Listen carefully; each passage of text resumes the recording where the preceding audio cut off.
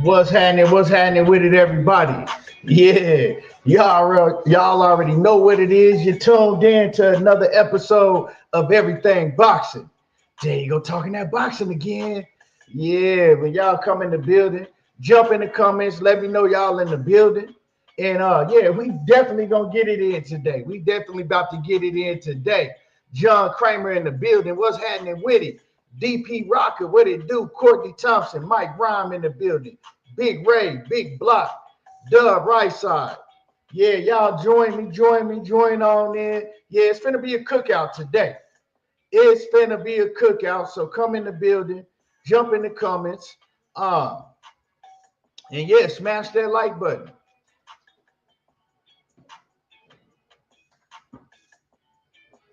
Yeah. Kobe Breeze, yeah, stay right here because you're going to get real mad today. You know what I'm saying? All of the Crawford fans, all of the BPC, the Bud Protection Committee, yeah, y'all finna get real mad. Real talk. And I don't speak nothing but facts.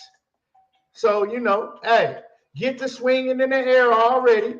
Start punching holes in the walls in your house because you're going to get mad. Because that's what y'all do when people speak facts about your favorite fighter. So I'm just letting you know ahead of time. You know, you can either exit out right now or you can punch a hole through your wall in your house. Don't make me no difference what you do. But yeah, we definitely about to speak the facts. What's your problem with Terence Crawford? The facts is the facts. If the man lying and if that's what he doing all the time, bro, it is what it is. What's his problem? That's what y'all need to be asking. What is Terence Crawford's problem? Why he have to lie all the time? That's what you should be asking. You shouldn't be asking me what my problem is with him. If you want to hear another grown man lie to you all the time, well, that's cool. That's on you. But don't get to crying when I start calling things out. Don't get to crying, bitching, and complaining when I start calling it out. You know what I'm talking about? It just is what it is. If Errol Spence was lying all the time, I'll be doing the same shit. If Errol Spence was lying all the time, telling bold-faced lies, I'll be doing the same shit. And Leon Collins, for you to be coming in this chat talking about what is he lying about, either tells me one or two things. You're a Terence Crawford dick rider, or you just plain out fucking delusional. For you to be asking me what he's lying about, for anybody to be asking me what is he lying about, you either got to be a Terence Crawford D rider or you just plain out delusional. Now, how dumb can y'all be to sit up there and say, what has he lied about? They really asking me what this man has lied about. Y'all, like, something is wrong with y'all mentally, for real. Real talk.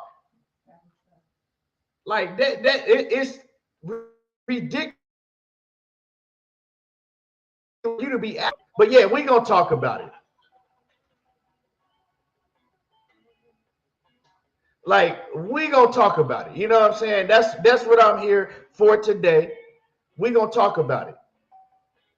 So Dub right side, what's happening with it? I don't know what's wrong with y'all, man. Like, I've never seen a bunch of grown-ass men this delusional or this in love with a fighter so much you just blinded by. You know what I'm saying? Like, this shit crazy, man. We can't even get to breaking down the fights because every time this man do an interview, he want to lie. You know what I'm saying? This dude is the most narcissistic dude in all the boxing. All he do is lie, talk shit about other fighters to try to put himself above them. And that's cool. You can believe that you're the best in the world if you really believe that, but you ain't got to lie to do it. So let's talk about it. Like I said, come in the building, smash the like button. If you mad, you know what I'm saying, you can punch holes in the wall. You can hit the thumbs down button. I wouldn't give a damn. But Mike Oliver, what's happening with it? But like I said, we're going to talk about all of the lies. Well, I can't even talk about all of the lies that he told, right? Because if I talked about all of the lies that he's told, I'll be sitting here all day and I don't got that much time. I don't got that much time to be sitting on here all day to talk about all the lies that he told. So we're going to talk about some of them. Devin Joseph says, I'm the one that sounds angry. I sound angry. Well, I mean, if that's what you think, that's cool. I mean, I can sound angry all day, but you sound like a fucking idiot asking me, what has he lied about? Like, did you just crawl up out of a casket today? Like, seriously, did you just crawl up out of a casket today and you really, really don't know what this man been lying about? Like, for real. Like, did you just crawl out of the casket today? Y'all Bud Crawford fans, man, y'all special for real. And y'all act just like he do. Like, for real. Like, I see why he act like he do, because all his fanatics, all EPC, the Bud Protection Committee, like, y'all act just like he do.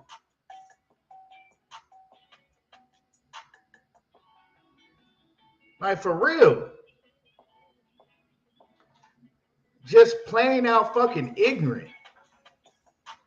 But so let's talk about, like I said, I'm waiting for more people to get in the building because, you know, once people start coming in the building, y'all gonna ask me what I'm talking about. So I'm gonna wait for some more people to get in the building, and we're gonna talk about some of the things that Terence Crawford lied about. I can't wait till the fight happens, right? And like I said, I want to be able to break down the fight and talk about the fight and discuss who we got winning the fight. But I mean, this dude, he keep kind of coming and just adding fuel and flame to the fire. He just adding fuel to the fire. I don't understand why. The fight is made already. You know what I'm saying? You about to get in the ring, you about to fight this man, and y'all about to do y'all thing, right? Win, lose, or draw. Why are you still lying? Why are you still telling all these lies like we don't know the ins and outs? Your fans, right? Your D-Riders even know the ins and the outs, right, of all these lies that you telling. Now, they don't want to admit it, but they know it. But they want to come in here and act like, oh, man, what has Terence Crawford ever lied about? What he lied about? You know what I'm talking about? You know what I'm saying? What he lied about. Leon Collins says, I'll be in the building, will you? Okay, good for you, nigga. Do you want me to give you a motherfucking Rice Krispie treat or something? Would you like a treat because you came in here and announced to everybody that you'll be in the building? I don't think I asked you that. I don't care if you're going to be in the building or not. What they got to do with what I'm talking about right now? What does you want to announce to everybody that you're going to be in the building has to do with anything that I'm talking about right now? Whether you in the building, whether you watching it at your house, you know what I'm saying? Whether you in the ring doesn't, you know what I'm saying? It doesn't skip over the fact that this man is still doing interviews, telling lies after lies after lies. You know what I'm talking about? Real talk. But anyway, and if you in the building and you sitting up in the fucking nosebleed, that doesn't count. You know what I'm saying? You in the building and sitting in the goddamn nosebleed sections don't count for anything. You might as well stay your ass at home and watch this shit on your TV. You might as well stayed at home and watched it on your 30-inch TV. You know what I'm talking about? I was in the building. Nigga, you was sitting in the fucking nosebleeds. Anyway, man, hey, anyway, man, y'all dudes is funny, man. Hey, y'all dudes is funny. Like I said, come in the building. Let me know you in the building. You know, for the real one, smash the like button, and we're gonna get this cook session started, right? So let's go ahead and start. Where we want to start at, where do we want to start at? Well, first, what I want to do is I want to give a shout out to Clarissa Shields. She got a hell of a fight this weekend coming up. I can't wait to see Clarissa Shields this weekend destroy. That's what she's gonna do. She's gonna go in there and destroy Maricela, whatever her last name. I forgot the girl's name, but she ain't really like that. You know what I'm saying? Clarissa Shields gonna go in there and put on an excellent performance. You know what I'm talking about? She gonna go in there and put on an excellent performance like she always does. And people gonna continue to hate Clarissa Shields, but she gonna continue to talk her shit and run through these women like they nothing. And that's what's gonna happen with Cornejo. Maricela Cornejo is gonna be another victim come this Saturday in Detroit. You know what I'm talking about? She talking real big. She's talking a lot of shit. Cornejo talking a lot of shit, but she's gonna get humbled come Saturday. She's gonna get humbled come Saturday night, and I can't wait for Clarissa Shields to put on another showcase. And I know that Clarissa Shields, she rubs a lot of people the wrong way, but hey, shut her up.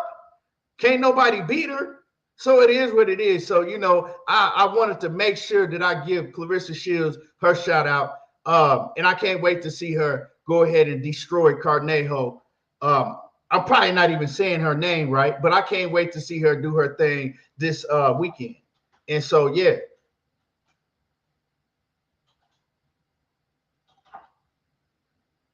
I must have missed some comments. John Kramer in the building. What's happening with it?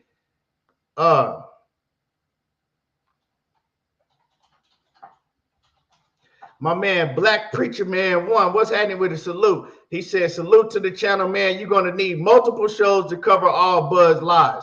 That's what I'm saying, bro. And I ain't really got that much time to be doing all of that. But it's crazy how, I don't understand y'all grown men. Y'all sit up and hear this man lying to y'all over and over again, right? And then you'll run around crying in comments. Oh, man, Bud ain't never lied. What did he lie about? I don't understand it. Okay, you like Terence Crawford as a fighter. Why is it so hard for y'all to, just admit, yeah, he was lying. He's lying right now. He's telling lies. So let's talk about some of Terence Crawford's lies that he told, right? Talk about some of the lies that he told. First, let me see. I got some audio, right? I got the audio. So we'll pull the audio up, and then we'll just cook on the lies that he told. Hold on. Since y'all want to act so delusional, like y'all ain't heard Bud tell lie after lie and asking me what he lied about. Hold on.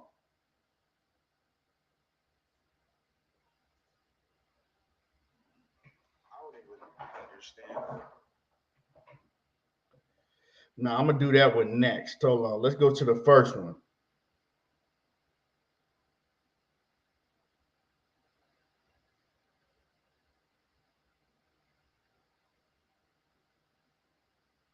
If you love Bud Crawford, put a 1 in the chat. Y'all do something for me right now. If you love Bud Crawford, put a 1 in the chat.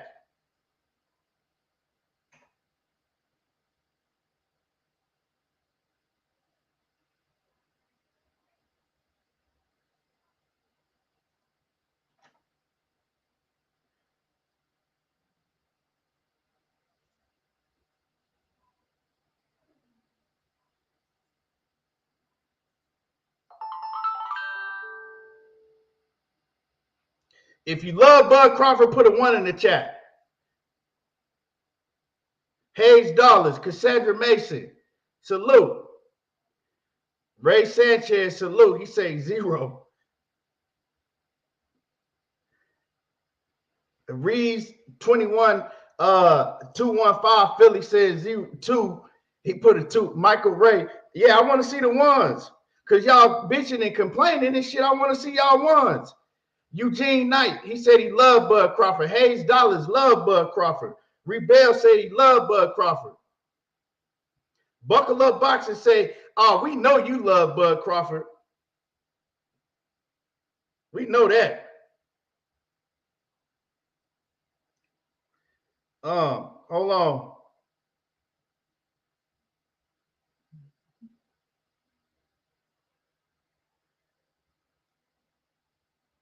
I'm calling out these fighters and trying to get these fighters, and they. Hold on. I got y'all. Okay, let's go to the first one, right? Bud goes in, right? Bud Crawford, he said that when he started talking about Kell Brook, right? That's the first lie that we're gonna go to that he told. He starts talking about Kell Brook, and he says when Errol Spence fought Kell Brook, he was injured. He didn't have enough time to get his eye healed. He said that they rushed Kell Brook back. He said they rushed him back too fast. He was still injured from the eye injury. He was weight drained, and he just wasn't himself. He says, but when I fought Kell Brook was the best version of himself when I fought Kell Brook. He was on the 3-fight win streak. He was in the best shape of his life. And Kell Brook was, he was in his prime when I fought Kell Brook, man. It was no better version than Kell Brook. Basically what he was saying. So, one, he says that Kell Brook didn't even have enough time to recover from his eye injury, and he went into the Errol Spence fight, and he wasn't even healed yet. That's what he said. So for all you Terence Crawford D-Riders in here asking me, what did he lie about? Well, let's break down the first lie. Because we ain't never heard Terence Crawford lie. What did Terence Crawford lie about? You must be telling lies. Terence Crawford ain't never told no lie. Okay. So let's break it down piece by piece. So he said he was rushed back, right after the eye injury. He didn't have enough time to even heal, and they threw him in there with Errol Spence. Well, when I went and did my research, right? I wanted to do a research. Now, I've actually had a fractured orbital bone before, right? I've actually had that same injury before. And I know that it took me like to fully heal to where, I could really see again. Well, it took me like, I'll say 2.5, 3 weeks. Now, I wasn't getting punched in the eye after 2.5, 3 weeks, but it took me about 2.5 weeks. The first week, that shit hella painful. You can't even really open your eyes up. So it took like 2.5 weeks for it to heal. Now, I researched it, and it says that it takes anywhere from 24 days to 30 days, until you can go back to regular activity, right? Because it's a bone. That's all it is. It's a bone fracture, and it has to have time enough to heal.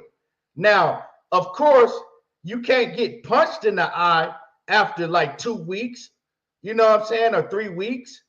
But you can go back to normal activity. You could train again and all of that, right? And, after a month and a half, your shit is fully healed. Well, he got 9.5 months in between when he got his eye fractured and when he fought Errol Spence. So you mean to tell me that this man got almost 10 months before he had to fight Errol Spence with an injury that only takes, let's say at most a month and a half to heal. But he got 9.5 months, right? Bud said that he was still injured.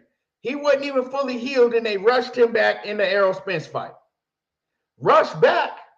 How do you rush somebody back when the man got almost a year in between the fights? 9.5 months, that's almost a year in between fights, but he said he got rushed back. Also, the last time I checked, the doctor has to clear you to fight. So if your eye is not healed properly, if it's not fully healed, you can't even get cleared to get in the ring and fight. You can't. Y'all need more? Y'all need more? Well, if what Terence Crawford said was true, why was the eye that got injured by Gennady Golovkin, why was that eye perfectly fine? He didn't have no issues throughout the whole Errol Spence fight with that eye. Had no issues. That eye wasn't swollen. It wasn't shut. That eye was fine throughout the whole 11 rounds that he fought Errol Spence. Had no problems with that eye. Maybe Terence Crawford was too stupid to go do his research and realize that the eye socket that Errol Spence fractured was a totally different eye. It was the opposite eye. Maybe he didn't know that. You know what I'm saying? But one thing that he did know, he knows that if Kell Brook wasn't fully healed, they wouldn't have cleared him to fight. He knows that. You know what I'm saying? You can't tell me he didn't know that. So either way you want to go, he lied about that. Well, why did he lie about something like that? Because he's a fucking narcissist. The way that he has to bring himself up, he wants to put the other man down, just like he did with Danny Garcia. But we ain't even going to get into that, right? Everybody that Bud talks about that's a fighter, he got to shit on them to bring his level up. Well, if you that guy, like you say you are, why you got to do that all the time? Right? If you that guy, like you say you are, why do you have to do that every time you bring up another fighter that has anything to do with yourself? So right there, he told a plain out lie. You know what I'm saying? Plain out lie for y'all that's in here talking. Sheena, I see you, salute. For y'all that's in here talking about, when did Bud ever lie? Bud ain't never told no lie. Bud ain't never told no lie. Richard Serrano, you in here, right? Like the faggot that you is, you in here typing in my comments, but you watching me, right? Now make that shit make sense. You in my comments, right? You in my comments typing shit, but you watching me. Now, what does that make you look like? I don't know. Y'all dudes on here y'all some fucking weirdos. But anyway, let's go ahead and continue on. Quick, what's going on with it?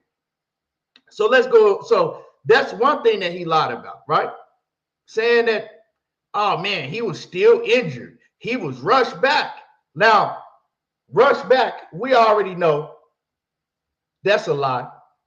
Because like I already just said, he had almost 10 months in between the time that he fought Triple G and the time that he had fight Errol Spence, right? Also, he says that, well, Kell Brook wasn't even in shape. He was weight drained. This is what y'all boy Terence Crawford said. He says that Kell Brook was weight drained when he fought Errol Spence because they rushed him back. He said he was in the best shape of his life when he fought me. So he was weight drained when he fought Errol Spence, and he was in the best shape of his life when he fought you. Well, he says, man, he was on a 10-fight win streak. The man, let's pull up, before we even get into the weight thing that he said, let's pull up Kell Brook's box rec. Because Terence Crawford telling you that he was active, he was on a great 10-fight win streak, and he was that man when I fought him. He was the best version of himself when I fought him. Well, let's pull up his box rec. Hold on.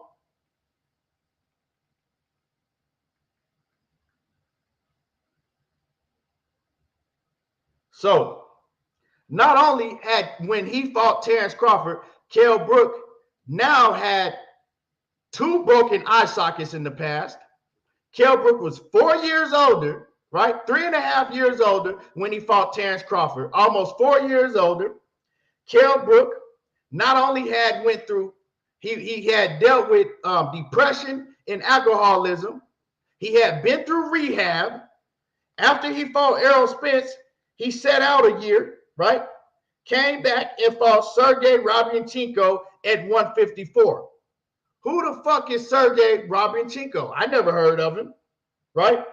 Fought 2 rounds against Sergey Robinchenko. Then in that same year, he came and fought Michael Zarafa. He beat him by unanimous decision. I never heard of him neither, right? Then he sat out another 2 years. He sat out another 2 years, and he fought 7 rounds against Mark DeLuca. Then he fought Terence Crawford. So when he fought Terence Crawford, in a 2-year span, he only had fought 7 rounds in 2 years when he fought Terence Crawford. Also, like I said, he had been through rehab. He was suffering from drugs and alcoholism and depression, right? Before he fought Terence Crawford. That ain't all. I mean, I'm going to keep building it up on y'all. So if y'all want to exit right now, if y'all get mad, you might want to exit right now, right? Let me show y'all what he was looking like 9 months before he fought Terence Crawford. 9 months before he fought Terence Crawford. This is the same man that Terence Crawford is telling you that he was in his prime. He was the best, in his best shape when I fought him. Hold on. This is Kell Brook 9 months before he fought Terence Crawford. What he about, 230? About 230 pounds right here? That's him. 9 months before he fought Terence Crawford. Went through depression, went through rehab, all that shit.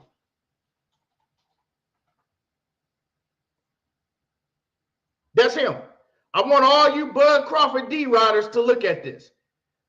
But this is the guy that Bud is telling you that was in the best shape of his life when he fought Terence Crawford. And when he fought Errol Spence, he was one of the worst versions of himself. So he says that he was weight drained when he fought Errol Spence, but he was in the best shape of his life when he fought me. Now, that's 9 months before.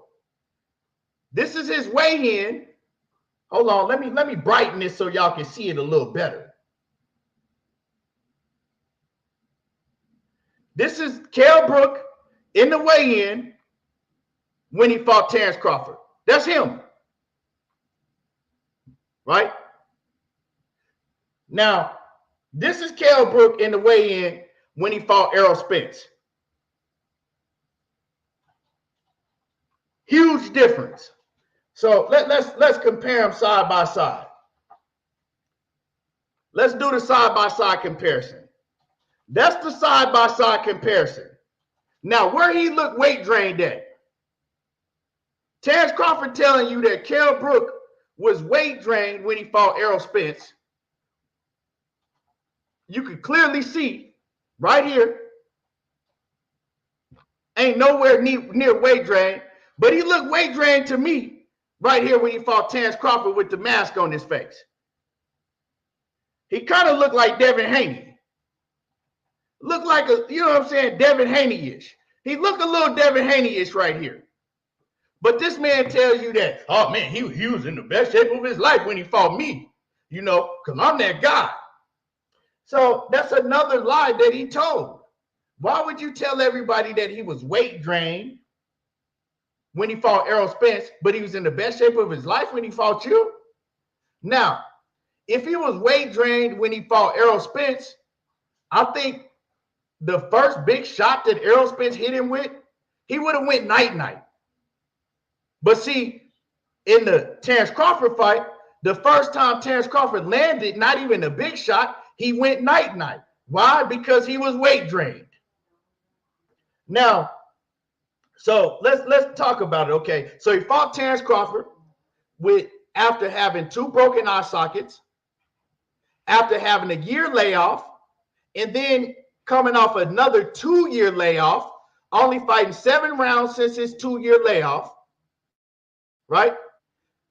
Fighting in a division, going back down to 147, a division that he hadn't even fought in almost 4 years, in 3.5 years. All of that, and he gets in the ring and fight Terence Crawford, but Terence Crawford tells you that he was in the best shape of his life and that he fought the best version of Kell Brook. So that's the first set of lies that he told. All right? Y'all smash the like button. I know it's a whole lot of you haters in here, you know. So for the rest of y'all, smash the like button. For y'all that know the truth and want to hear the truth, y'all smash the like button while I cook this dude. Aaron Muhammad, salute.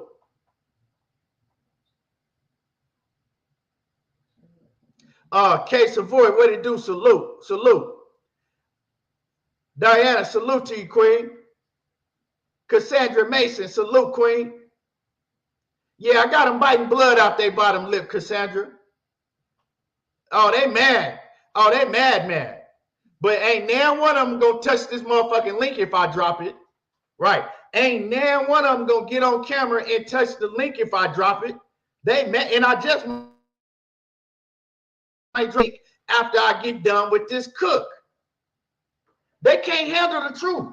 Now, so let's get into more lies that Terence Crawford told. So we pretty much broke everything down with the lie that he told about Kell Brook, right? We all know who fought the better version of Kell Brook. We all know that that man was lying when he said that Kell Brook didn't have enough time to even heal properly, that he was rushed into the Errol Spence fight, that he was weight drained. We all know all of those were lies.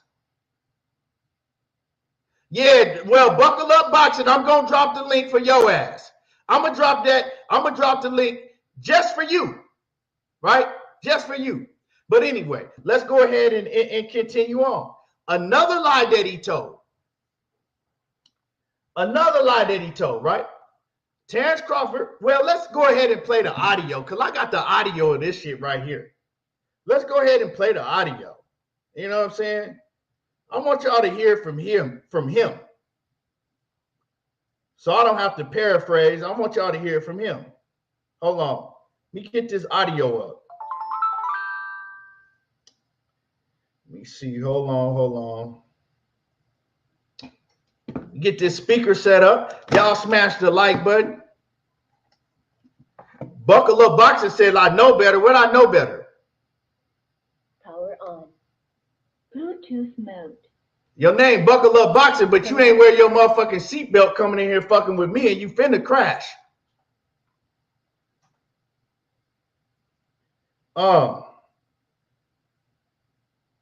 Here we go.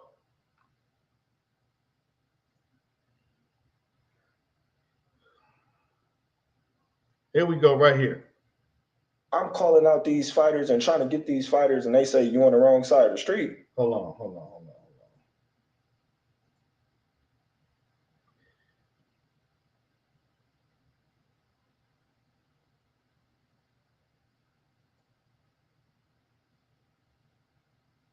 I don't even understand. Here we go. Here we go with his lying ass. Ooh. Okay, here we go. There we go right here. I don't even understand or knew where the side of the street, the wrong side, was created. Right. That's some new shit. Till Terence Crawford got in the picture. So you responsible for that shit. That's what you're saying. Definitely. You responsible for niggas saying, hold the fuck up. So you saying Terence Crawford is personally responsible for niggas saying he on the other side of the street. This street is this street, and he on that street. No, nobody was never saying that before Terence Crawford. Never. When have you heard it? And you've been following boxing for a long time. But I heard this No, one. I did hear it with you, but I didn't know if that came from you. You know what I mean? I didn't know that was you, and then you was. So, y'all asking me when he ever lied. He said that the wrong side of the street, right? It was created when Bud Crawford came to 147. Nobody had never said the wrong side of the street until Terence Bud Crawford came to 147. Never heard of it. I don't know where that came from. You know? You ain't never heard of it before, huh? But this the same guy that tell you that him and Timothy Bradley is like this. They buddy. Timothy Bradley is one of his best buddies in boxing. So you ain't never heard Timothy Bradley running around talking about, we don't do business with the PBC. When have we done business with those guys? Well, let me go ahead and play it for y'all, since y'all don't know what Terence Bud Crawford has ever lied about. Let's go ahead and play his buddy, Timothy Bradley. Hold on. I don't even understand or who, where the. Hold on. Let's get to his buddy. Yeah, y'all don't want to hear this. When's Bud ever lied? He ain't never lied about nothing. Hold on.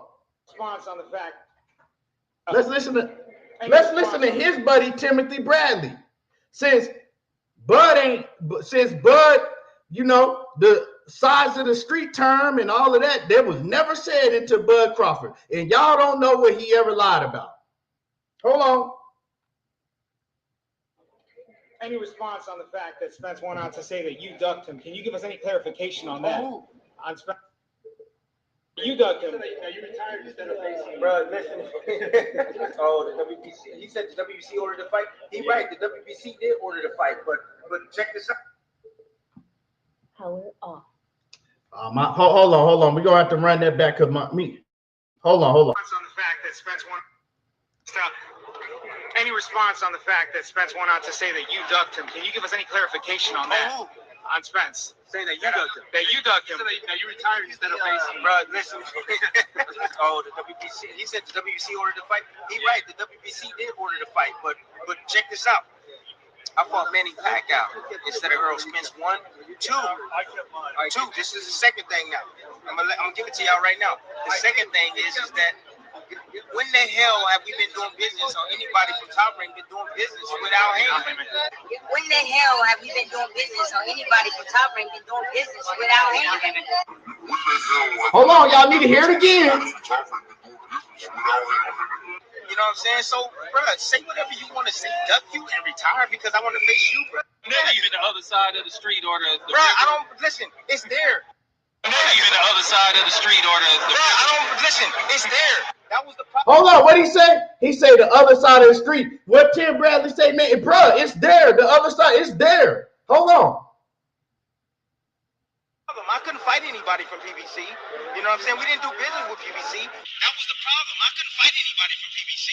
You know what I'm saying? We didn't do business with PBC. 1 and 2, the WBC did order it, but the fight wasn't going to be made because we didn't ever do business with them. You know what I'm saying? The fight wasn't going to be made, so why would I even go down that alley? Wait, hold on.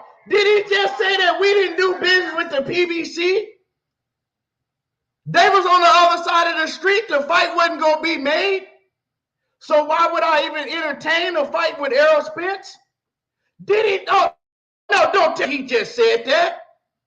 But his exact words, when they was pressing him on Errol Spence, he says, Errol Spence, we don't do business with those guys. When have we ever did business with PBC?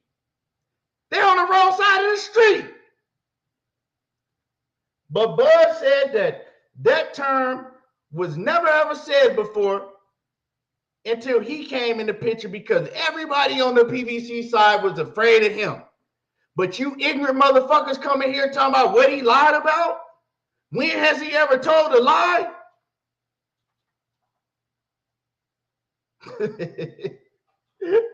Oh, shit. When has he asked me now, for everybody that was in here crying and bitching, right? When I started the show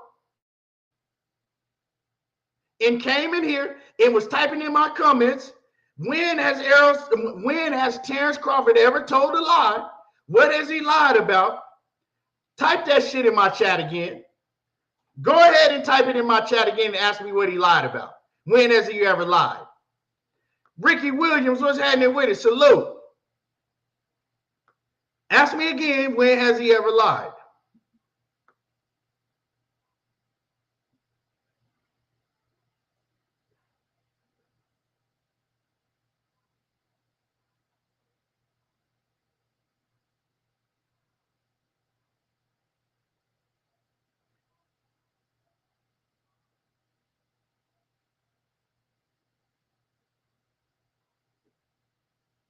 Ask me again, when has he ever lied?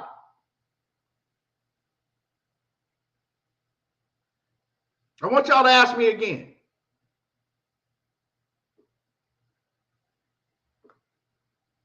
And the reason I want y'all to ask me again, because I want to see who the special ones in here.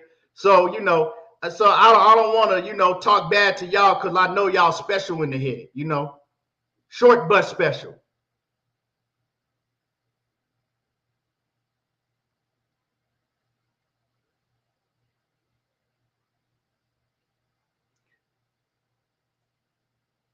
Well, you know what I'm going to do?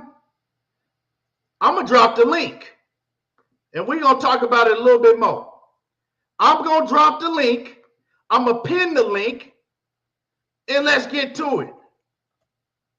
Because I got a little bit of time today.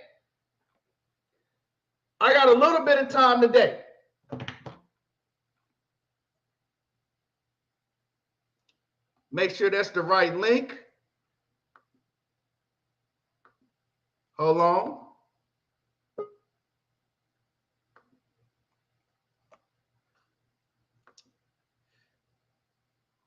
Hold on. Let me pin the link.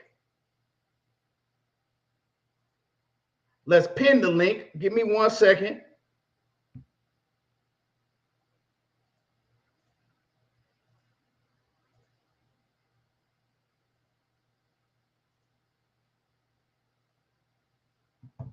My man KG Alexander in the super chat, he says, these hardcore Bud fans and PBC committee showing their emotions all in the chat.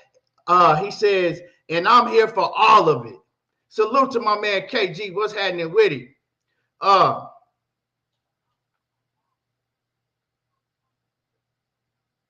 K Savoy said, Bud say he ain't never lied. Right. Rollo Green. So the link is pinned in the chat. So y'all had a lot to say in the comments, right? But y'all real quiet now, and ain't none of y'all press that link. So the link is pinned in the chat. I'm Rollo Green. Let me see you in the background real quick before I put you up here. Turn your camera on. Okay, bet. You look like a Bud Crawford fan. I know, you know what I'm saying? You look like a Bud Crawford fan. What's happening with it? Yo, man, why you doing all that hating on Bud, man? So I'm hating on Bud. Yeah, man. Well, where I'm from, that's called hating, home. You ain't said nothing about how the fight gonna go, home. You talking about the man's how he dressed, and that's girl shit, home. Who gives a fuck about all about that? how he hold on. You said I talked about how he dressed? Yeah, what I'm saying is you talking about frivolous No. shit. What you said is what you just said. Okay, You well, said I was talking about. okay, I see Hold on. what type of nigga you is. Now you ain't said nothing about how he dressed, but you talking about he lied, nigga. You ain't never lied before. Now, did I talk about that he lied, or did I talk about how he dressed? Okay, you talked about how he lied and a bunch of frivolous shit, home. So you came in here lying right off the rip. You a Bud Crawford fan because you came in here lying right off the rip. Wait a minute, I'm just a real nigga. I got Earl. You're not real. Ain't nothing real about you because you came in I got Earl lying. stopping Bud late, but I just don't understand why niggas talk. It's like, why Bruh, y'all hating on that man? Hold on. Ain't nothing real about you because you came in here lying from the jump. You said I was talking about how he dressed. Now go ahead. You got me on mute.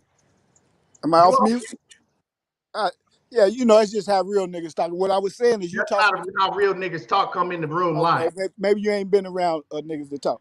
Nah, But I ain't what been I'm around saying is niggas you're like talking you. about I a don't whole kick bunch of around niggas like frivolous you. stuff that don't got nothing to do with maybe it wasn't even relevant before the contracts were signed, but it most definitely. What about the fight, my nigga? Who came So here because did of the he fight? lie or did he not? I don't give a fuck that he lied, nigga. What that got? So you said I'm a hater, right? Because I called out all of these lies that this other man is lying about, right? Right. But Terence Crawford ain't a hater.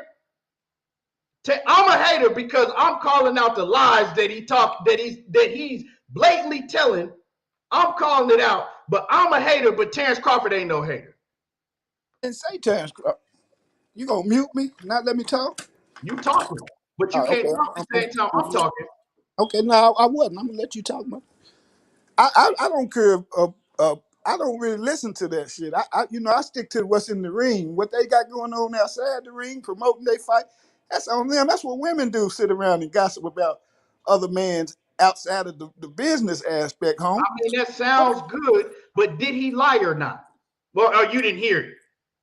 I didn't do the research to see So if he I was. just played it for you. I played you what he said, so you didn't hear that neither. Oh, I heard. Let me talk, home.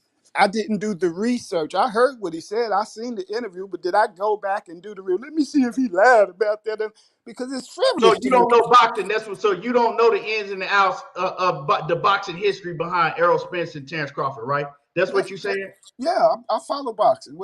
Yeah, but did I go back to see how long it take an orbital bone to for what? What they got to do? How's that It going to has to affect the do with fight? everything. Well, okay. Well, let's talk about it. Okay, let's talk about it. Well, it has to do with everything because the whole point is you calling me a hater, but Terence Crawford is a hater.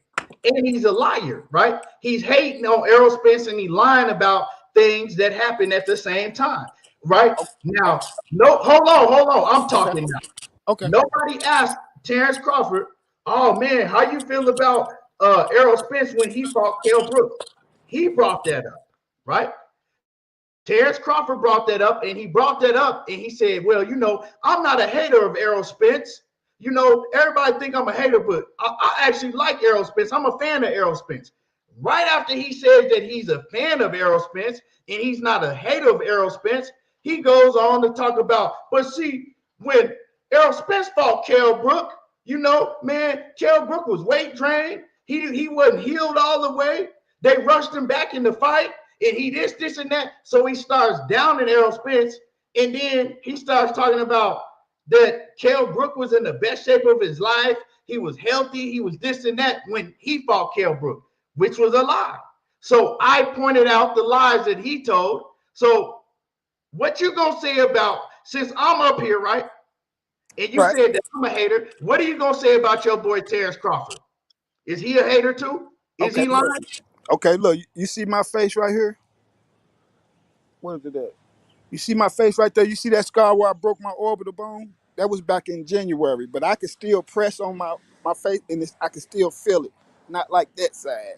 So when it Okay. comes to the orbital bone, you see that scar right there? My Mm-hmm. face still hurts. And I was back in January of not this January, of last year. So it's been 17 months. And I can still feel my face and it hurts when I press on it, home. But I don't Okay. know what Kell Brooks' eye was Well, like. I well, wasn't well, there. well, I answer can't me say. this then. Answer Right. me this, right? Okay. When Kell Brook fought Errol Spence, Right. in the eye that he got injured by Triple G, did he have any damage to that eye in that fight? No, he didn't. It was the other eye.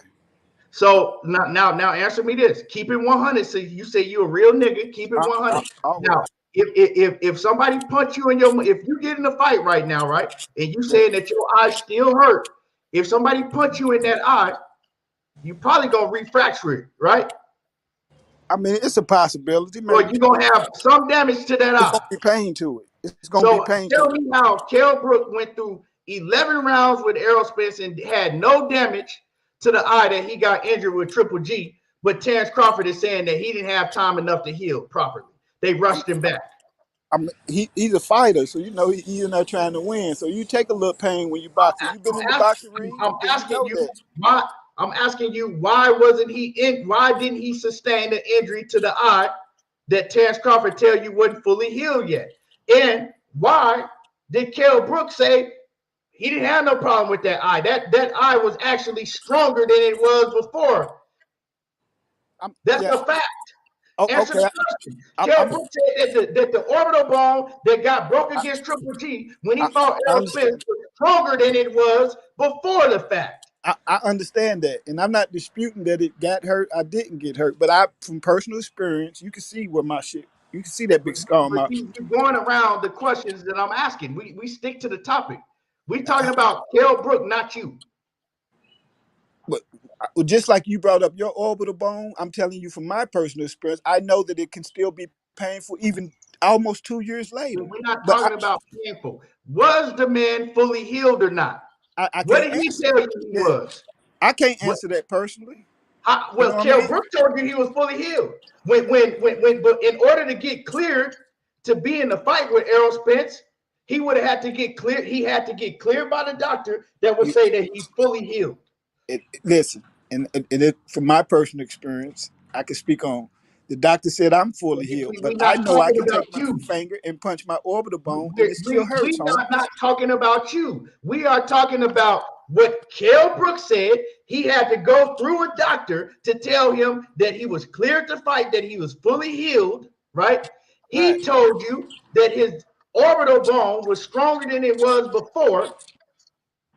So you keep talking about you. Okay, I'm not disputing that. The bottom line is that you don't want to admit that Terence Crawford lied to you when he said that. I never said that. I don't care that he lied. Did he? You want me to say he lied? Okay, yeah, he lied. Not about if you care or not. It's simple. Did he lie or did he not? Okay, he lied. So what does this got to do with when they get in that square ring? He lied. So, but what does that got to do when they get in the square ring? Now, if you tell me that Earl gonna kill him with that jab and Earl punches harder, I'm all for it. But when you tell me, he lied on him, and man, what that got to do with the fight, homie? What that got to do? And that's why it's called hating, homie. When you bringing things up that don't got nothing to do with the fight. Hey, if you can listen and you know how to comprehend, I clearly said when I first started talking about this, I said, I want to get into breaking down the fight. I want to talk about who's going to win the fight and how they're going to win the fight. But every time this man does an interview, he get up on the motherfucking panel lying about this, and that, and trying to bring down the next man to make himself look better. So I'm talking about it. If you want to talk about what the fuck you want to talk about, start you a channel and talk about what the fuck you want to talk about. Yeah, you feel what I'm saying? Then niggas like you might come on your channel and get the crime. Man, why are you talking about? I'm not telling you that you have to come in here and listen to shit that I'm saying. But this is my channel, and I'm talking about what I want to talk about. You feel just like when Errol Spence, just like when Bud Crawford did his interview and he sat up there and told lie after lie after lie because that's what he wanted to do. Simple as that. Right. Yeah, that's so if you want to talk about something else, right? If you don't want to hear me breaking down the facts and what the man continues to lie about, you can start a channel up and you can talk about whatever you feel like. And I promise you ain't gonna get under your comments and get to crying when you start speaking the facts. I wasn't here when you said you rather break down the fight. I just came in. As soon as I came in, I ain't heard nothing about boxing. Just he lied about this and he lied about that. Come on, is that my fault that you wasn't here? No, but I'm saying you said my comprehension was low, and I'm letting you know I didn't hear when you said that. So there's no way I can comprehend something that I wasn't aware of. You see what I'm saying? Does it make you mad? Does it make you mad when you hear facts, right? Because this is what I'm speaking. I'm playing you the audio and I'm playing you the audio to back it up, right? So when you hear facts speaking about your fighter, Terence Crawford, that make you mad? Wait a minute. Did you not hear me say I got Earl winning the fight? But Terence Crawford, your partner. I don't know Terence Crawford. I've never met Terence Crawford. No, I'm saying, but you really, really like Terence Crawford. Real talk. Now, Earl and Devin Haney's my favorite fighters, but I respect Bud and what he do in the ring and stuff. You know what I mean? But Earl and Devin Haney's my favorite fighters, though. I respect Bud for what he do in the ring too, but the man always lying, and I don't respect that. Okay, I give you that. You know, but what? Okay, and he lies. You ain't never lied before. Not like he do. Hell no. Ain't no reason. And see that, and that was my point. Another point that you missed that I said the fight is already made, right? Right. They're gonna get in the ring. You might have didn't hear me say this neither, right? I said they're gonna get in the ring and they're gonna fight each other, right? All of that old shit, we ain't gotta talk about because they gonna get in the ring and they gonna scrap it out and may the best man win. If Crawford win, he win. If Errol Spence wins, he wins. May the best man win, right? But I said, why is this man still doing interviews, lying about shit that don't have nothing to do with them getting in the ring and fighting now? So I'm talking about that. That's what I'm talking about. Okay, so look, you saying PBC and Top Rank they got the fight already set. You saying PBC and Top Rank before, in the past 10 years, never had a fight together? Because that's what Tim Bradley said, and then that's what you used to. Nobody said 10 years. You said that PBC the number 10 was never used. Okay, look. So I just used that as a time frame to narrow it down. You can't use that as a time frame if nobody never said that. How can I not use it as a time? What I'm saying is, nobody PBC never said 10 years, homie. Then nobody never say 10 years.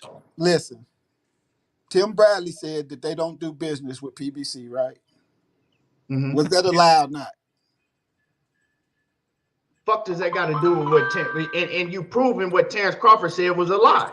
Because his own partner said that. The whole point is Terence Crawford said that the phrase on the other side of the street, meaning that we don't do business with Top Rank because they're on the other side of the street. He says that was made up when he came in the picture. Nobody had never said that until he came in the picture. I proved that to be a lie because his own partner is the one that started using the other side of the street. The one that started using we don't do business with PBT and all of that when they was pressing him about fighting Terence Crawford. And salute, hold on real quick. Salute to Queen Diana in the super chat. I appreciate you, Queen. And salute to GFT. Let me see what else. Let me see if I missed anything else. My man Aiden in the building. What's happening with it? He says, Bud and his fan base delusional as fuck. These is just things is easy to. I don't understand. Like, what the problem is? Why y'all can't just admit, yeah, the man a liar? Like, why is he the thing that you should be asking? The fight is made, like you said. We here, right? We almost here. We almost at the finish line. July 29th, they will get in the ring, right? If nothing happens, everybody go through training camp fine. They gonna get in the ring and they gonna fight each other. Why you got to do interviews and continue to tell lies? You don't see Errol Spence when he do interviews lying like that, do you? Does Errol Spence do interviews and get the line on Bud? I don't know. I really don't check for those type of things. That's what I'm saying. So you ain't seen Errol Spence do no interview. Yeah, but am I going back? Was this true what he said? I really don't check for those type of things. I try to keep it in the ring. I really don't check for those. I'm not disputing that Bud lied. I'm not. You know what I'm saying? So did you hear Errol Spence and Bud Crawford do separate interviews? Yeah, I've seen 1,000 interviews from both of them. So what you telling me is when they talk, you don't comprehend it. Of course I comprehend it. You just said, I'm just asking you, did you hear Errol Spence lie about Bud in his interview? And you said, no, I don't know. I don't check. What I'm saying is, if you don't know, you must not be comprehending what they're saying. Now, comprehension skills is very high. What I'm saying is this. If he told a lie that I wasn't aware of, I'm not the one to go back and fact check him. I see the interview, Bud silly, Earl silly, and keep it moving. Let me go back and check and see if he had on blue shoes when he really had. I have to go back and check because I already knew that he was lying when I heard him say it. I didn't have to go back and check a motherfucking thing. When you say that you went and did your research on orbital bones, that's you going and fact checking. On orbital bones. Right, so that's you going and fact checking. Because I knew so I can bring it to y'all. Okay, right? Because I knew the man was lying about having, he didn't have enough time to heal. So I'm bringing that information to y'all. Okay, I understand that, but what I'm saying is They want you to turn your camera off, man. Turn my camera off? Yeah, they want you to turn your camera off. They want you to turn your camera off. Oh, yeah? Yeah. What the niggas is this? Huh? What No, kind the ladies want you to turn your camera off, not the niggas.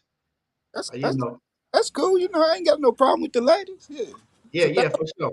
Million ladies out here, you know what I mean? I've been called ugly and handsome by many.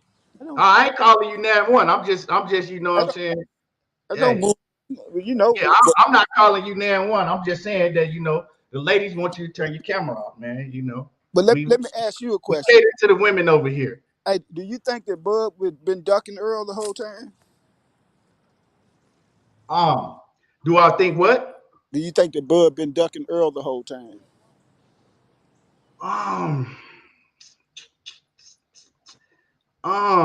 The whole time? Yeah. Give me a timeline, because, you know, we've been talking about this fight since 2018, dog. Real talk. That's the whole time since the fight came up. Since we've been talking about it. Since 2018? Right. I mean, the fight is here, bro. You know what I'm talking about? Like, if he, like, I've said this, right? And I did a live stream once they made the fight happen. This is what I said, right? I said, all of that who was ducking who and all of that shit, I said, I really don't care about that shit no more. I said, all of that is irrelevant because the fight is here now. We got the fight. So if Bud was ducking Errol Spence, that is irrelevant to me now. We've argued that point a million times. You feel what I'm saying? Right. We've argued that point a million times. We didn't have debates about that shit. We didn't done all of that. So that point is irrelevant to me. I'm not finna talk about if Bud was ducking Errol Spence, if Spence was ducking Bud, and all of that. You know what I'm talking about? Now, if we get a clown up here talking about, oh man, Errol Spence was ducking Bud, and then we might be able to talk about it. I might entertain it depending on how I feel that day. But that's irrelevant to me because the fight is here. Right. But what is relevant, right? What is relevant is the interview that Terence Crawford just did. And in that interview, it's relevant because he was telling bold-faced motherfucking plain out lies. So that's why I'm talking about it, because right now, what he said in that Gillian Wallow interview, that is relevant. That is what we can talk about. That, I mean, it ain't really nothing that he said positive towards, you know what I'm saying? It ain't nothing that he said positive in that interview that I could take and say, man, he talked about, you know, Errol Spence in a positive light with this, and he said this. You know, in regards to him and Errol Spence, what else do you want me to take from that, since you crying about the shit? Crying about what? You cry, man, you said he lying, man. Man, why you on here talking about what he lying? Home. You ain't gonna put words in my mouth. I never said. Telling you and pointing out what he lying about, dog. I've never said nothing about him lying or not lying, home. I didn't cry about it. I don't do that. Something about it, nigga. And you crying, you grabbed the link because you feel some type of way because I'm pointing out and calling out the lies that Bud Crawford went on there and told. My whole thing, right? My whole thing is that, once again, why is he on here doing interviews and telling lies? The fight is here. He promoting the fight. They didn't ask him that, but they didn't ask him that. They didn't ask him nothing about Kell Brook. They didn't ask him nothing about, oh man, Errol Spence's resume. Like, they wasn't asking him that. He was doing that himself right after saying that he wasn't a hater. Right after saying he wasn't a hater, then he goes into full-blown hate mode. Hold on, bro. You got it. Right after saying that he wasn't a hater, the man goes into full-blown hate mode, talking about what Errol Spence ain't done, and when Errol Spence fought this fighter was washed up, and this fighter was, come on, bro. And then he tries to lift himself up by saying that all the fighters on the PBC ducked him, and they start using the term, he on the wrong side of the street. He's lying. So yeah, that has something to do with the interview that he conducted, the lies that he told.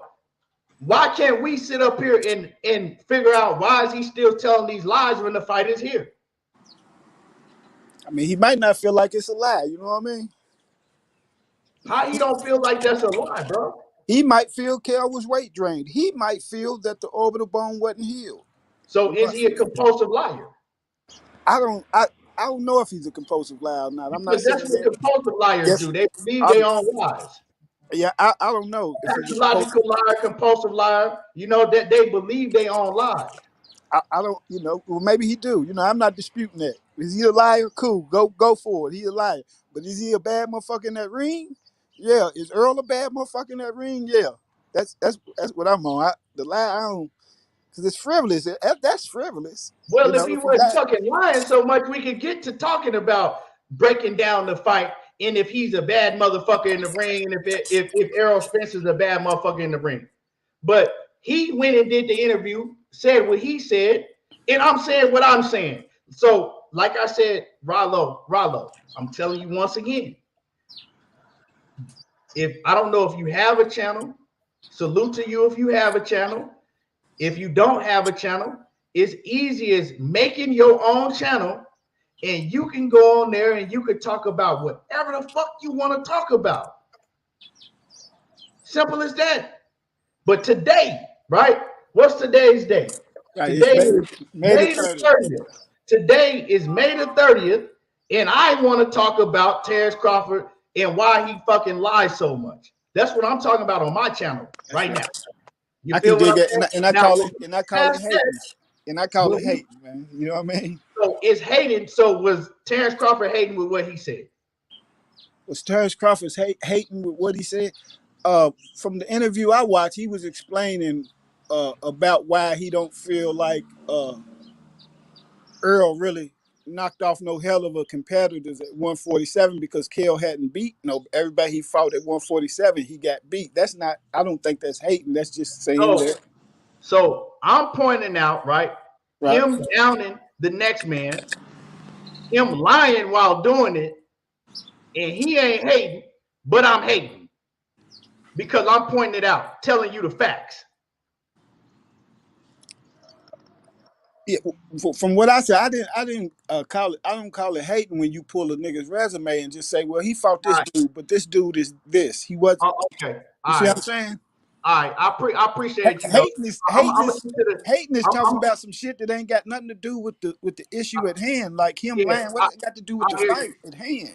I hear you. I hear You see you. what I'm I'm saying? going to go ahead and get to the next person. I appreciate you, man. I know it. Hey, don't and why you You mute good? me You on good? in I'm the gonna get to the. comments for, man?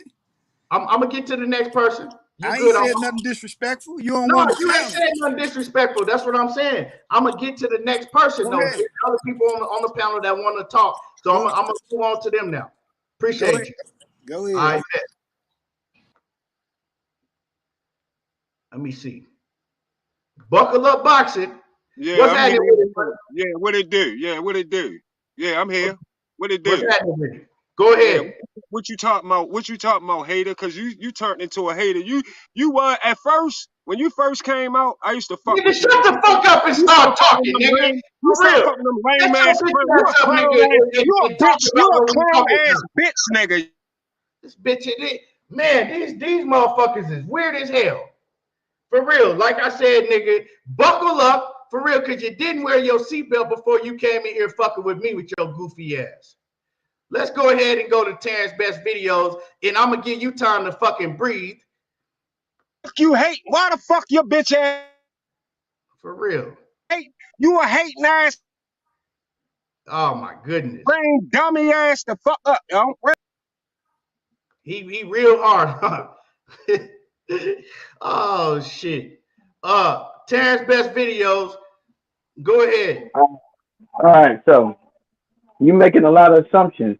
The first assumption you're making is that Bud like is freaking his boy. You act like they're in the same household or something. You don't talk about damn that Terrence what's his Best name? Videos. Terrence Best Videos. Yeah. Let's stop talking about the other man that was up here. Let's talk about you. No, I'm talking about No, you're not going to come up here and talk about another man that was on the panel. I'm talking about Tim Bradley. No, I'm talking about Tim Bradley, bro. Yeah, I'm saying it ain't like Bud really his. All right, hold on a second. Let me take these headies off. Fuck wrong with these dudes? Yeah, I got time today. Hello, you hear me? Yeah, Hello. go ahead. All right, so I said, first of all, you said you act like Bud and Tim Bradley are roommates, and so he don't fuck with Tim Bradley like that. They don't even it ain't like they talk. Now you came up here lying. Bud Okay. Crawford and Tim Bradley are cool. They've been saying that they've been cool. Okay, for years. yeah, cool. Yeah, they're cool, but that don't mean that they hanging out every day, talking every day. Does that mean that they got to do with anything? Okay, the reason I say this is because your assumption is that he knew what Tim Bradley said. How do you know he knew what Tim Bradley said? You mean to tell me? Hold on.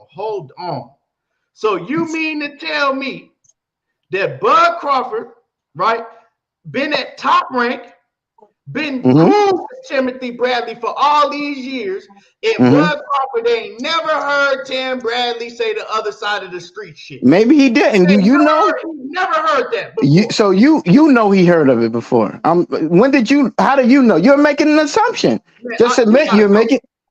I don't got time. If I don't got time for delusional ass niggas today. Right? Bye. For real, I can't.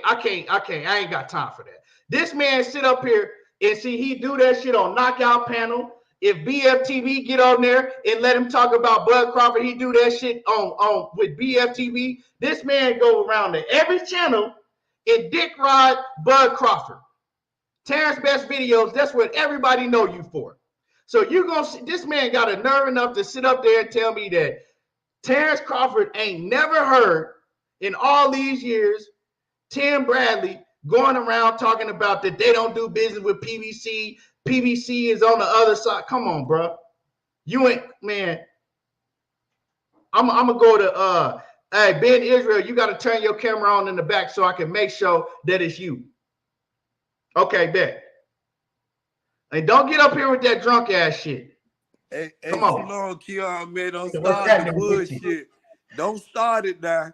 Don't get up here talking drunk and shit y'all today, hit that bro. motherfucking like button.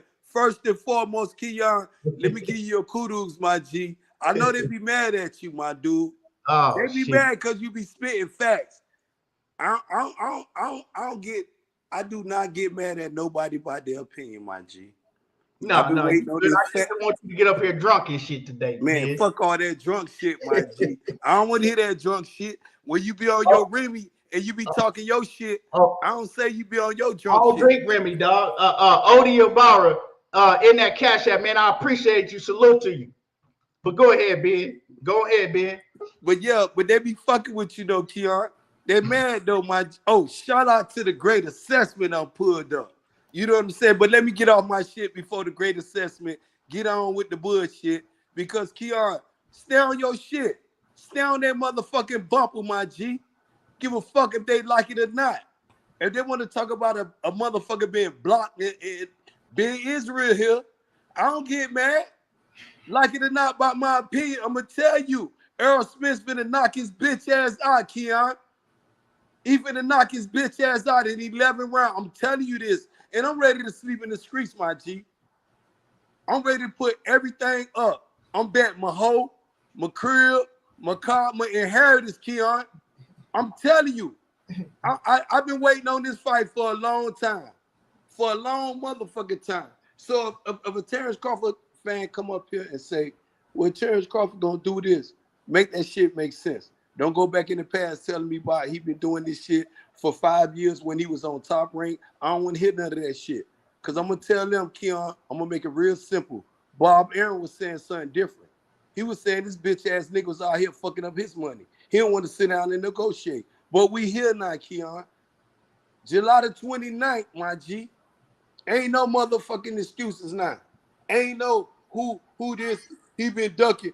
10, he want 10 million, he want 20. I don't give a fuck what he want. I'm not pocket watching now, Keon. Okay, but I'm fight watching right now. For sure. Ben, let me I appreciate you, man. Let me pass the mic. Ro, I see you in the background. You gotta turn your camera on if you want to get up here. Okay. So I'm gonna let you cook, and then I'm gonna let Money cook. So go ahead. So I mean, two things I You just can want turn to your say. camera off now. You good? I just wanted to make sure you wouldn't troll or none. Go ahead. Two things I want to point out though. As far as him talking to Gilly, is that I feel like he deflecting, to be honest, man, because he know that he ain't fought nobody, and like he go and talk about who look at Earl's resume at 147 and look at like Earl ain't fought nobody, but he was hating. He was just like you said, he was hating because at the same time, did he do that to David Avenesian when he fought him? Nope. He ain't, like he ain't trash talk David Avenesian going into their fight. Well, none of these other fighters. The thing that's going to hurt him, and the reason why Earl's going to win this fight is because he been sitting there, he been fighting trash this whole time at 147. Or if he ain't been fighting trash, he's been fighting leftovers that Earl has already beat. Earl beat these all of the guys that he has fought, that Earl has fought. Earl fought them when they were champions. They had something to lose. You know, he fought fucking what's my boy Sean Porter. Sean Porter had like hip surgery. What's my other boy name from England? Kell Brook. Um, uh, that Brook. Earl got the IBF belt off. Brooke, Kell Brooke. Kell Brook, yeah. He fought Kell Brook. Kell Brook, and he talked about Kell Brook had he said his eye socket was messed up. Well, shit, he had two eye sockets messed up. Like by the time he fought him. So I don't know. I think it's all deflecting, to be honest, man. I think the man is scared, and I think he got backed into a corner because if he wasn't going to take this fight with Earl, he was going to have to get his ass whooped by that young boy out of Philly. So I mean, Yes, sir. Yes, sir. Yes, sir. I'm gonna give it to Money now, and y'all smash the like button. You know what I'm saying? I know it's a lot of hate niggas in here crying and shit. But for the rest of y'all, smash the like button. Make sure that y'all smash the like button. Now, Money, I know you missed, man. You missed the fun in the show, man. You missed the good part, man. But you probably saved yourself some brain cells, while missing it. Right, I already know. Like when I popped in, right, I see you going that old boy. I'm like, damn. First of all, Key, I didn't even see that you was live, bro. I swear on my daddy soul. So I'm like, damn. And I see it because I thought it was a video, but I jumped in. I see you was going at it with dude. But just you gonna have to go back and watch it. So for sure. These dudes is mad, right?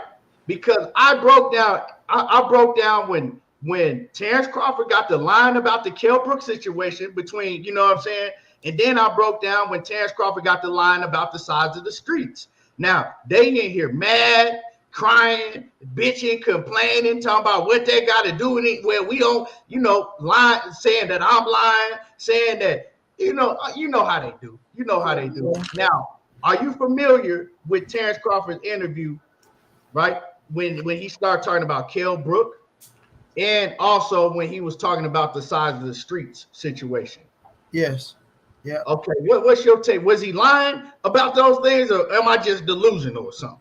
Yeah, he was lying like a motherfucker. Like, cause I just heard when you said about Tim Bradley, when he's talking about, and we weren't even fighting those guys. Hold on real quick, Money. Hold on real quick, right? This weird ass, faggot ass dude, Richard Serrano, bro, you been in here ever since I started the show. You was one of the first motherfuckers in here when I started the show. You've been bitching and complaining. You've been talking shit the whole time, right? I don't even know why you in here watching me, for one. But you up in here sniffing all up under my nuts and shit, right? Crying and complaining the whole time. But I didn't drop links. The link is pinned, right? The link is pinned in the chat. You didn't have all day to get up here, but you steady typing in the chat. Now what I'm going to do is you going to fucking watch from the background with your weird ass. Somebody block his ass. This weird ass dude, what's his name? Richard Serrano. Somebody get his ass up out of here. Now he can watch. Now he could go and make another motherfucking account. You know what I'm saying? And get blocked again and watch from the motherfucking background. So get his ass up out of here. You know what I'm saying? I mean, because the link is right there if you really wanted some smoke. But go ahead, Money. Yeah, but yeah, everybody know that Tim Bradley and motherfucking Terence Crawford is the best of buddies, and that they keep in contact, and that Bud know that the side of the street wasn't made up for his motherfucking ass. That shit been there, bro. You know what I'm saying? Like you say, he was capping, he was lying, and Gilly knew the truth, right? Gilly was on his ass, but Gilly didn't really want to fuck the interview up. You know what I'm saying? It's like, okay, we got him here, we interviewing him, so I don't want to fuck it up by going too hard. Like when he was lying to me, he didn't get rocked. When Rollo told him you got rocked, he told him, no, I never been rocked. Gilly say, got bored rock you. Yeah, got bored rock you. Like, bro, you known for contradicting yourself. Bud contradict himself all the time, bro. Now, yes, it was a cool interview, right? He stayed on course with the line and shit like that. They call up Danny Garcia, things of that nature, right? But at the same time, that don't mean that motherfucker wants to up there capping the line. You feel me? Capping the line like a motherfucker, bro. So when it come down to it, bro, it's like you still can sense the jealousy, even though him and Earl, they talk and he say it's cool and shit like that. You still can sense the jealousy, bro, and the way things got handled with him and Errol Spence career and things of that nature. So right now, though, Key, like all the shit that he said, everything that's been talked about, how he tried to, discredit Kell Brook and make it as if, Kell Brook wasn't really on point with Errol Spence talking about. He went up and got destroyed. Then they rushed him back down, and then he had a broken eye socket. They weight drained him. Man, Kell Brook and Eddie Hearn was said he wasn't fully healed. He said he wasn't fully healed from his injuries. Yeah, somebody wasn't fully healed. And this motherfucker, look, him and Earl, even the fight still got pushed back a little bit more, so he had more than enough time to heal. But when Earl had this fucking eye injury, his shit healed quicker than Kell Brook. So it comes down to the point, bro, to where, like, that's that Bernie and Bomac talk, Key. That when they in there and talk, because Bud don't be making up that shit. That's that Bernie and Bomac talk that he try to use that shit, just like when they was pulling up them flashcards for his ass, bro, at the end of the day, fam. So it is what it is. Like, you know what you're supposed to, you're not sugarcoating shit. And if anybody gonna keep it real, is you. And I know this for a fact. Like, if Earl was on some bullshit, Keanu said. If anybody was on some bullshit, he'll say it. If Bud is on bullshit, he gonna say it, bro. If Bud did something good and he deserves his fucking credit and his just due, he'll give him his credit and his just due. But right now, the dude is on bullshit, and all you damn Crawford fagonites, right?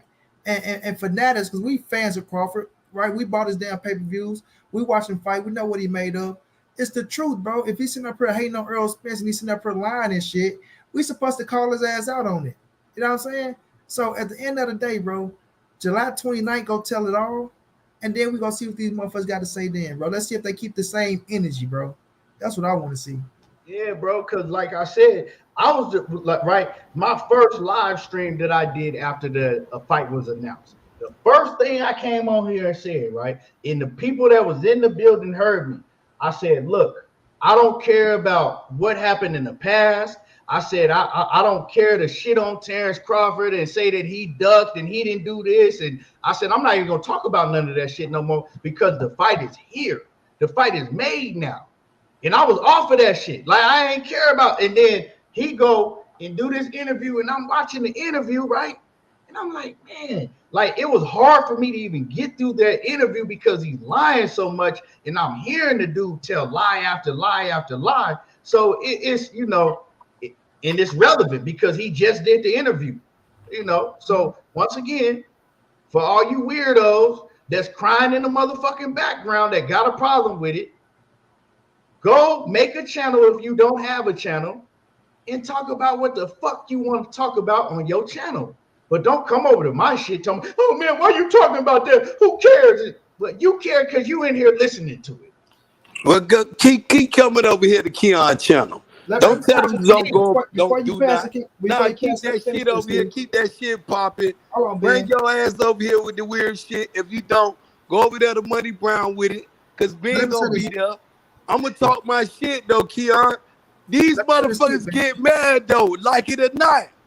This is a fight we've all been waiting for. Let me finish this, Ben. And then like the part where he got to talking about when he was talking to Jerron Boots Ennis, right? He didn't even want to let Boots talk, bro. Like that's that shit. And this is no knock. We ain't going back to that. We ain't hating on nobody. But this kind of like the same shit Blue Blood was doing when manager Marty was trying to speak I mean, sorry, when Fanon was trying to speak and he didn't want to let Fanon finish, Bud was doing that shit with Boots. Like not when the Daddy was on. I'm talking about when Boots got on and Boots was trying to talk and he kept going like, no, when? Like, okay, bro, if you let him talk, he gonna tell your ass. You feel me? Let him finish, then you can rebuttal what he gonna say. But he wasn't trying to let Boots talk because Boots is gonna put the truth out there on his ass, right? And then even with the Bozy in his shit, Bozy even spoke the truth, and that shit was just a weird little confrontation right there. But at the end of the day, man, look, July 29th is gonna be told. And Zone, you keep running around this motherfucker talking about great interview by Gilly and Wallow. Yes, it was a great interview, right? But that don't mean your man's one capping around that motherfucker. He was capping his ass off, and we go see that shit and we go call his ass out on it, whether y'all like it or not. So y'all can kiss his ass and do all that shit. But he said some good things in the interview, but he did a whole lot of fucking capping, bro. And that shit ain't flying. Even, you know what? Even Gilly knew he was capping like a motherfucker. Yeah, and you know what, bro? If that had been Errol Spence, right? Just telling fucking bold-faced, blatant lies like that. If that had been Errol Spence, money, no. Everybody that know me know I would have been the first one on here on his ass. Mm-hmm. Matter of fact, when Errol Spence was talking about Keith Thurman ducked him, I did a whole show showing how Keith Thurman didn't duck him. Facts. I did a whole show on that. I said, no, I'm not feeling Errol Spence on that.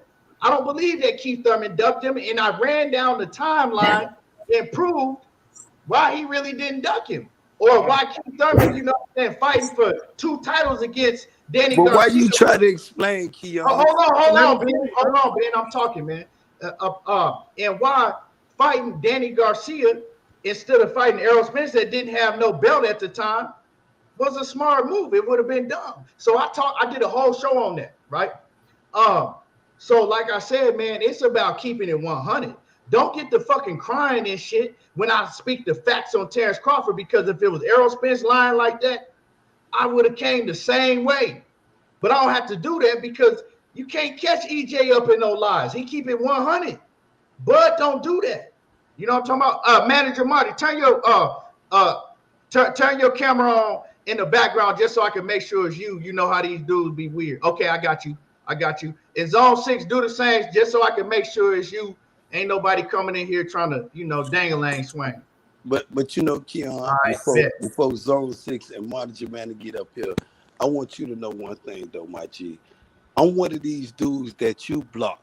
You, Money Brown, block. I don't have you blocked. Y'all was up here with Terence Crawford nephew doing this interview, and I was telling y'all the same dude that this nigga was capping. Get a nigga the benefit of the doubt. Give him the benefit of the doubt. But I'm going to give him the benefit of the doubt today, because we got this fight today. Ain't no more going backwards. But I'm telling you, Keon, don't sit up there and make no excuses for them niggas. Fuck them. You ain't sitting up here capping. Money, no, he not capping, because Money will tell you. I told Money, man, you getting these niggas passed because you getting the interview. If the nigga capping, he capping, Keon. All right, Ben, there's other people on the channel, so it's other people that's on the panel. So I'm gonna go around the panel because everybody need to get they say so in. Everybody need to get they say so in, right? So I'm gonna go around the panel, but before I do that, right, I wanted to make this point too. It's another point that I wanted to make, right, in regards to Errol Spence. Everybody seen, and then I'm gonna go around the panel and let everybody, that ain't talk, get their shit off. But I wanted to say this. Everybody seen that Errol Spence announced that he is with a management team right now, right? He hired a new management team, and management team is First Fighters Management, right? Fighters First Management, my bad. Fighters First Management, right? And his boy Adrian Clark is the one that owns that, right? Fighters First Management. A dude, Adrian Clark, he been rocking with for years and years. Adrian Clark is the one that got him to deal with Everlast, right? Now, y'all know who they are. It's guys that's on YouTube running around with bullshit talking about, oh man, see, I told you he didn't trust Al Haymon. He fired Al Haymon. That's a fucking lie.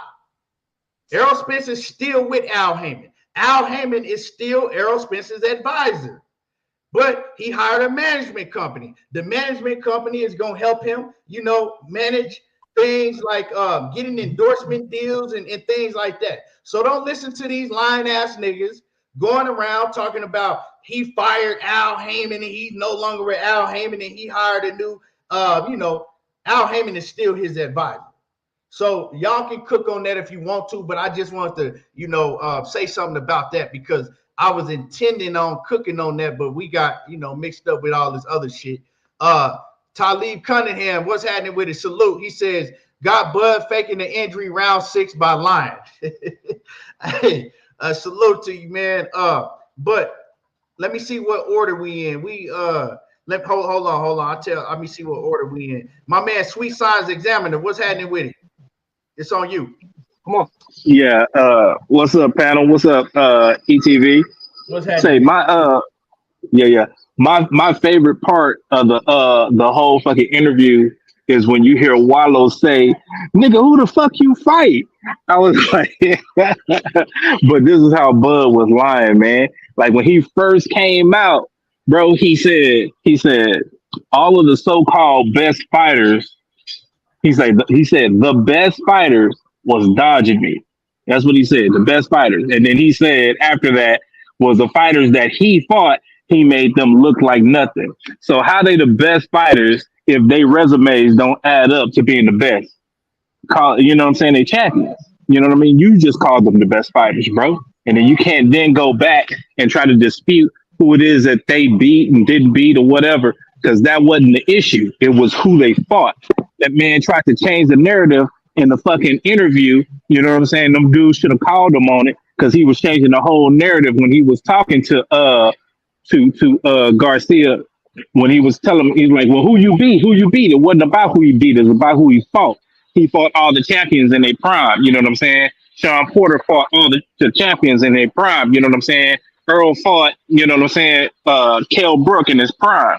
So, you know what I mean? Like, who the fuck did that nigga fight? You know what I mean? Who he fight? You know what I'm saying? Like, we got Earl now, and we gonna see what the decision come out on that. And I was on the in the chat when you were saying when they first announced the fight that you wasn't gonna worry about, you know what I'm saying, what had happened in the past and all of that, and that shit pissed me off. Because the dude is exactly who you claiming him to be right now, motherfucking liar, and I wanted to roast his ass a little bit more, but we gonna get a chance when Earl beat his ass, and I'm gonna roast his ass after that, and then he'll get credit for, you know what I'm saying, fighting Earl, but not until I roast his ass for getting his ass whooped and for being alive. Cap ass. Yeah, straight up. Let me go to let me see who next. Zone 6. Hey man, what's up? Thank you for having me, man. Salute to the panel.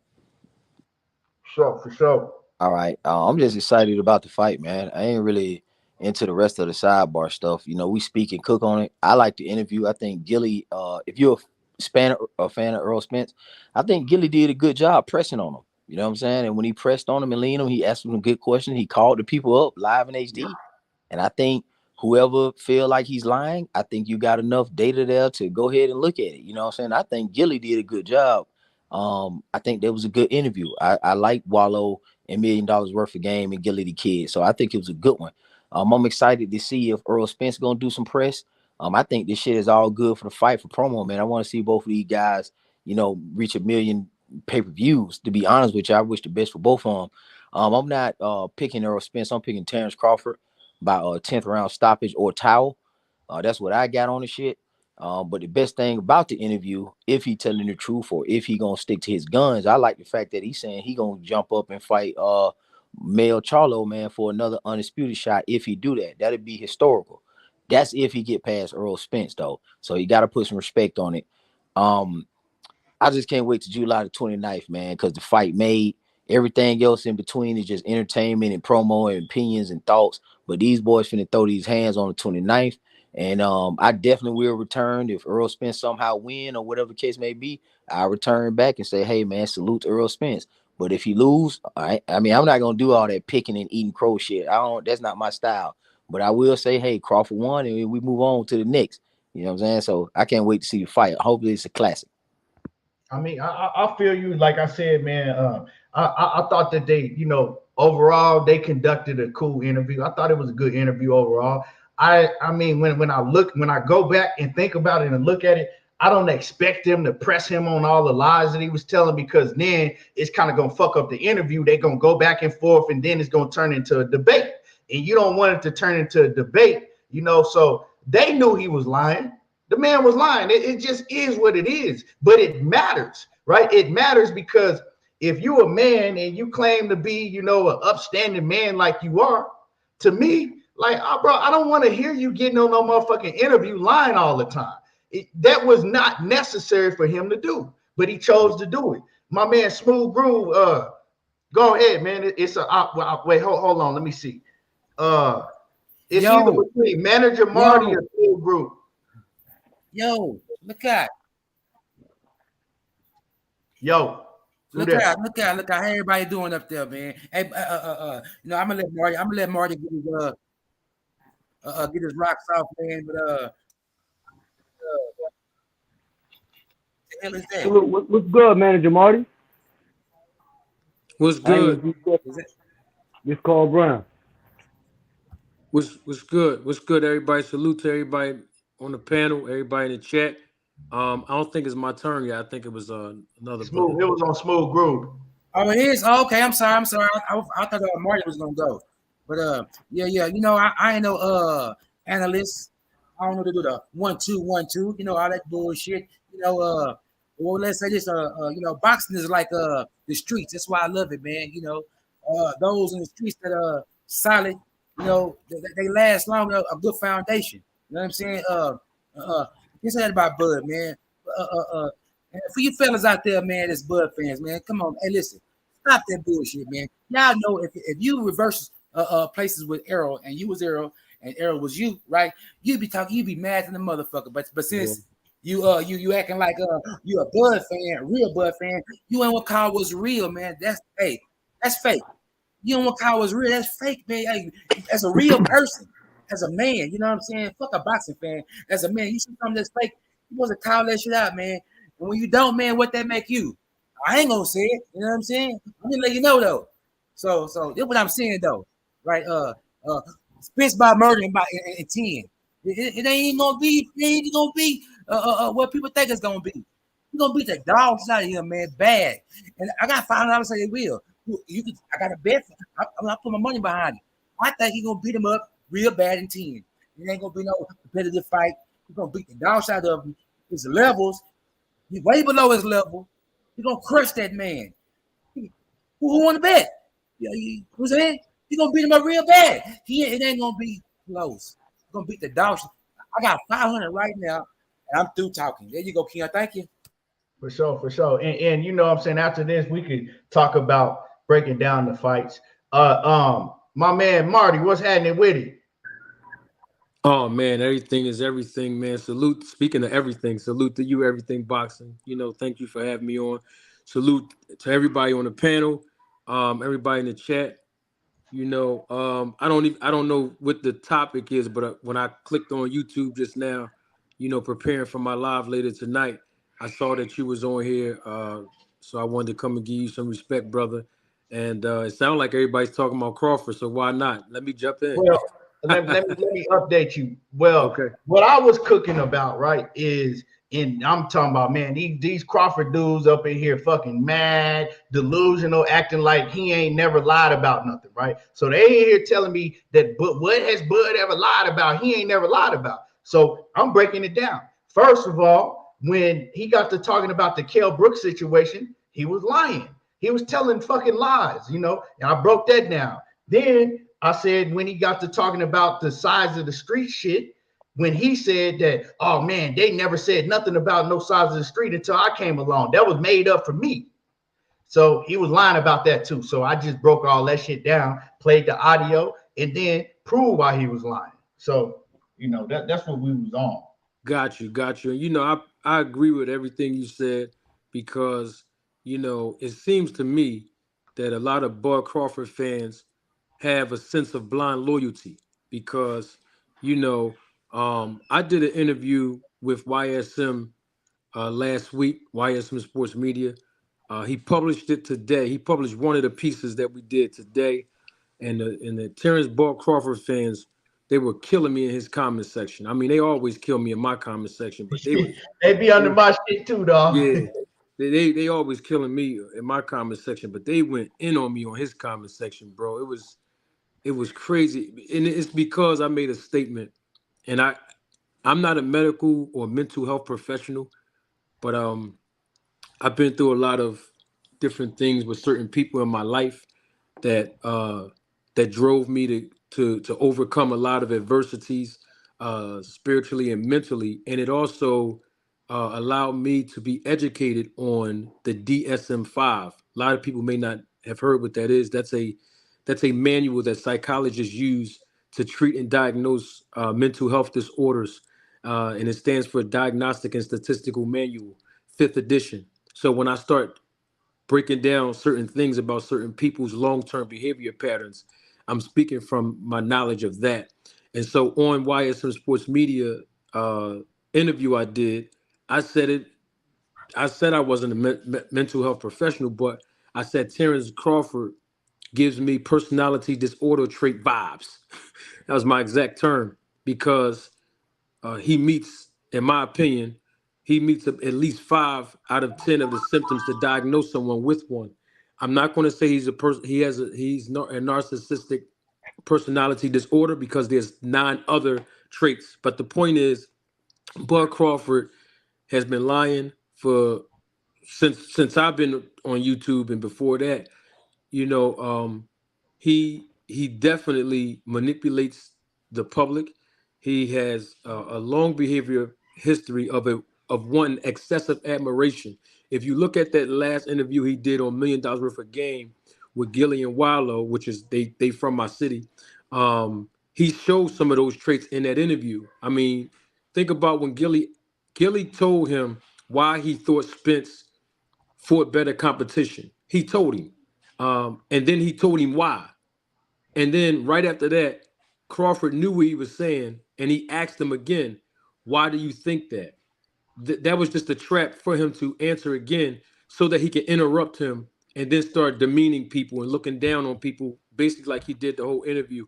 These are traits of those. These are symptoms and traits of a disorder. Not only that, but one of the things that Bud does a lot, he actually believes other people envies him, when it's really him that envies Spence and some other people. Like he really want people to believe that people hating on him. And it's like, dude, you don't have to be arrogant about it, because if you stand up on integrity, you never have to lie. And we've seen Crawford lie, contradict himself. That's another trait, contradiction. Contradict himself over and over again. And it's really hilarious to me that Bud Crawford fans, they know he's lying. They have seen him over a year contradict himself over and over again. They have seen him demean and discredit everybody else, but they still will say, Keon, there's something wrong with you. Manager Martin, something wrong with I'm you. hating on Bud. Yeah, you, Amani Brown TV, there's something wrong with you. And I can name on and on other content creators. There's something wrong with us. And they'll say we're hating on him if we critique or criticize something that he's doing wrong. But yet when he's criticizing and critiquing other people who really had nothing to do with it, Danny Garcia never had nothing to do with that whole conversation. I respect those guys for calling Danny on the phone and booting them, but at the same time, Gilly was just giving his opinion. But because Crawford wants excessive admiration, because what he has is a sense of grandiosity, where he's on top of everything and everybody, but in realities, he knows in his heart that he's not. But he wants to project this image that he is. And it's sad to me, because it don't have to be like this. But my thing is, when we speak truth as men and women, when we speak truth and you know something is true, it's better to embrace the truth, even if you don't agree with it, than to start throwing shots and disrespecting everybody else just for putting the truth out. So it's amazing to me how, certain Terence Bud Crawford fans, they really, really are delusional. They really know that he's lying. They really know that he's contradicting himself. And they know he really didn't want to fight Spence in the beginning. They know that, but they won't admit it, because they're just after the They're just after being a fan of Crawford and not looking at the whole entire landscape of what's true. And that's the only real issue I have with Terrence Crawford fans. I don't really care if they say something about me. It's all entertainment, you know. But at the same time, look at it. It's called cognitive dissonance. I mean, think of it in this way, and I'm gonna be quiet. On a pack of a pack or a box of cigarettes, it clearly tells you that may cause cancer, but because you know a person's body is addicted to nicotine, that won't stop them from smoking, even though they know that the effects of smoking cigarettes will do physical harm. That's just I'm just using it as an example, not to down anybody who smokes. What I'm basically saying is, in the DSM-5, they use that reference as an example to what cognitive dissonance is. In other words, as Terrence Crawford fans know that the things that Terrence Crawford has said has been detrimental to his image because he's been lying and contradicting himself and gaslighting. That's one of the other symptoms, and I used that in the interview. They know that, but because it's detrimental to his image, they'll still try to ride with him instead of calling him out saying, yeah, I know Bud was lying, but you know what? I'm still a fan, but I'm going to acknowledge that he lied or he's playing mind games. They won't do that. Instead, they will turn the gun on us and start shooting. And I think it's just crazy. It's cognitive dissonance. And, you know, I'm not mad at them because at the end of the day, Keon and Monty, they still going to watch the content. So it becomes entertainment at that point. You know what I mean? All facts. Right. You know what I'm saying? Like, it's crazy, man. Like, I ain't never got up under somebody comments like this shit. Some of the shit these dudes be saying under my comments, I just laugh at. Like, you know what I'm saying? You still watched it. It made you feel some type of way. So I just laugh at that shit. But man, let me get and appreciate you, Marty. Appreciate you. Nothing but facts you spit. Nothing but facts. But let me get to my man Carl Brown, and then we're gonna talk about the fight. Carl Brown, what's happening with him? What you got? Y'all can hear me? Yeah, Y'all can hear me? All right. Yes, sir. First, I want to say salute everything. Money Brown, Manager Marty. I don't know everybody else that's on the panel, but salute to y'all too. Damn, I was waiting to get in. Manager Marty, you be in my head, man. You be in my head. Nah, but really, seriously, everything everybody's saying, it's not no brain. It's not a. It don't take a brain scientist to figure out what Terence Crawford doing. Because think about it, Terence Crawford was never talking on media, never talking about nothing. When he realized that his fans, think about everything that he said, even the part. I pay attention to all the little small things too. When Terence Crawford was even saying, cut it, all that. Look, he know who rocking for him hard, and we already know where that comes from. Terence Crawford gonna feed the media everything that he hear Bernie the Boxer say, everything he hear his fans say. They not once. Like it would be an even playing field if just once one of Terence Crawford fans, not even just one of them, if they just thought, and I'm gonna say like Errol Spence fans, because we think different and you can see it. If just once they could just step up and just admit to some of the things that he do wrong. They never hold him accountable to nothing. And Terence Crawford see that. So they call it Terence Crawford selling the fight. But what do you need to sell the fight? Look, y'all ain't even had your first press conference for it, so y'all already know that's all cat. Terence Crawford would sit right here, and like you said, everything you said, 100% fact. So I don't even know why old boy got on. He act like, even though he said he's going for Errol Spence, but I'm happy you read through all that. You seen all through that. You know what I mean? That's what they say. The average Terence Crawford fan always told the media, anybody that gonna listen, I was a Errol Spence fan at one point. They always say it. So there ain't nothing was shocked. So with him saying that he's going for Errol Spence, no, he's not. He just wants you to believe that he's going for Errol Spence. So he believed Errol Spence gonna win, but they living off this hope thing. All Terence Crawford fans living off this hope thing. They hoping Terence Crawford win, so they can still have content. Because after this, what are they gonna talk about? You got dudes that they don't talk about no other boxer, nothing else that's going on inside boxing, nothing. all they talk about is Terence Crawford. And like you said, he brought up Kell Brook being in the best shape of his life. And everybody know Kell Brook didn't even fight at the weight class again after he lost to Errol Spence. Everybody know this. So, and like you said, they didn't ask Terence Crawford that. Terence Crawford decided to go on that himself. Like, let's be real about it. Gilly was a genius at what he did when he said, so you telling me this started, Gilly know Terence Crawford wasn't the first one that started. He heard it too, just like we heard it. So with Terence Crawford sitting there wanted to bring that up, Gilly hit him back, but Gilly and guess what Gilly waiting for? Gilly, he probably get an interview with Errol Spence. He probably not. But you can imagine how that interview will go. You imagine the things that he going to speak up on. You know what I mean? So Gilly, that was smart. But he know, and like I said, we all know. Terence Crawford been lying from day one. Everybody keep talking about Terence Crawford and calling Errol Spence out for 5 years. Somebody show me any interview, any video, any audio of Terence Crawford calling Errol Spence name out. I bet you they can't. Only ones that been calling Errol Spence out was Terence Crawford fans. Terence Crawford never not once said, he said Keith Thurman name before. He never said Errol Spence name. He might as well say the same old thing that matter of fact, he didn't even take it that far. With Boots saying I want all the top guys. He knew what Boots meant when he was saying everything he was saying. So I just want to say, man, everything that y'all said, y'all know it's 100%.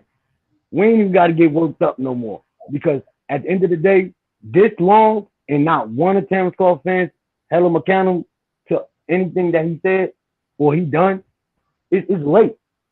It's too late now. They're going to be like that until Errol Spence put them paws on them.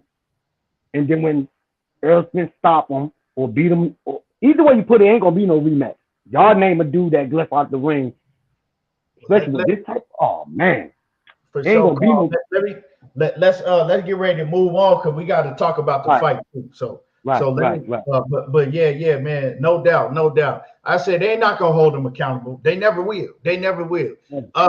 Let's talk about the fight though. Let's talk about the fight a little bit, and who you got winning the fight. But why do you got win? Who do you got winning the fight, and why do you have whoever you got winning the fight? Now, I'll go first, and then I'll go around the panel. I'm still kind of studying. Last night I went back and I watched the Errol Spence and Ugas fight. And then I watched Terence Crawford and Sean Porter up until round 7. I think I watched it up until round 7, and then I went to bed. Just rewatching the fights, studying both fighters, because to me, right, this is a fight that both of these fighters got to be, taken very, very serious. Terence Crawford ain't no motherfucking pushover. Errol Spence ain't no pushover. You know what I'm saying? They both great fighters. Let's just keep it 100 inside of the ring. When I watched Errol Spence and Ugas, I saw things that I loved, and I saw things, honestly, that I said he can't really do this type of shit versus Terence Crawford. Right. I seen, Errol Spence, man, his work rate is just untouchable. You know what I'm talking about? His work rate is untouchable. His chin is fucking solid as a rock.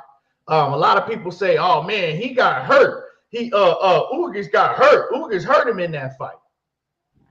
He never was hurt against Ugas. It's crazy because I went back, I watched it, I slowed it down, I watched it again, slowed it down, watched it again. And what happened is he got hit with a hook and his mouthpiece fell out. When his mouthpiece fell out, I don't know what was in his head, but he already told everybody he thought his teeth fell out. And so what went through his mind is embarrassment. Like, oh, fuck, everybody gonna see that my teeth are fake. So the first thing that he did was he forgot he was in the fight, turned around and started searching for his teeth. With that happening, Ugas hit him, I'm talking about clean, with the Right. hardest shot that he could. Errol Spence was off balance, bounced off the ropes, and came right back. He came right back. You know what I'm saying? On the front foot. You know what I'm talking about? He was never hurt in that fight.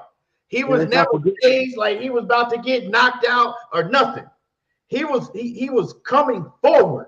He was walking forward, and the referee, then stopped the fight a little bit after that to put his mouthpiece in. Now the commentators was screaming and yelling to him, "Oh my God, why would they stop the fight right now?" Like the man was hurt. The man wasn't hurt. Anybody that was saying that he was hurt, I challenge you to come up here and we can watch that shit live. He wasn't hurt. So that let me know that he got a fucking rock solid chin. Like his chin is on a whole nother level, right? That's another thing that I loved about Errol Spence's chin, his work rate. And then he presses you and he just fucking kill you to the body with combinations to the body, the head, the uppercut, all of that. And then people say that he don't have head movement. That's a fucking lie. You know what I'm saying? That's a lie. Talking about, he don't move his head. He don't pivot.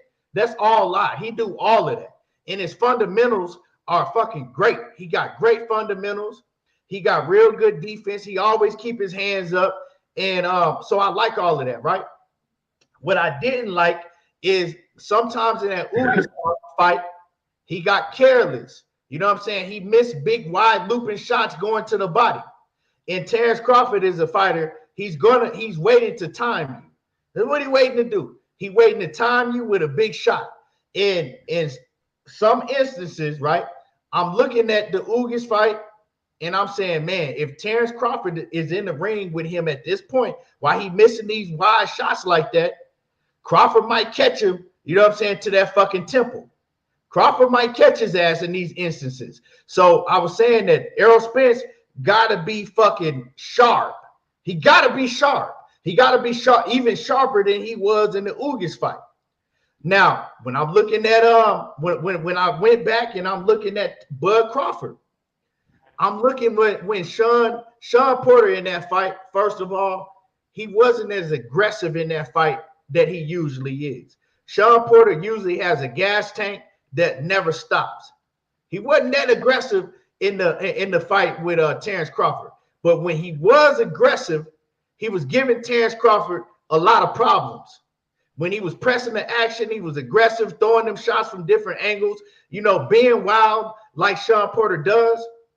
But he had his chin up in the air going straight back. He didn't know how to react to some of that shit.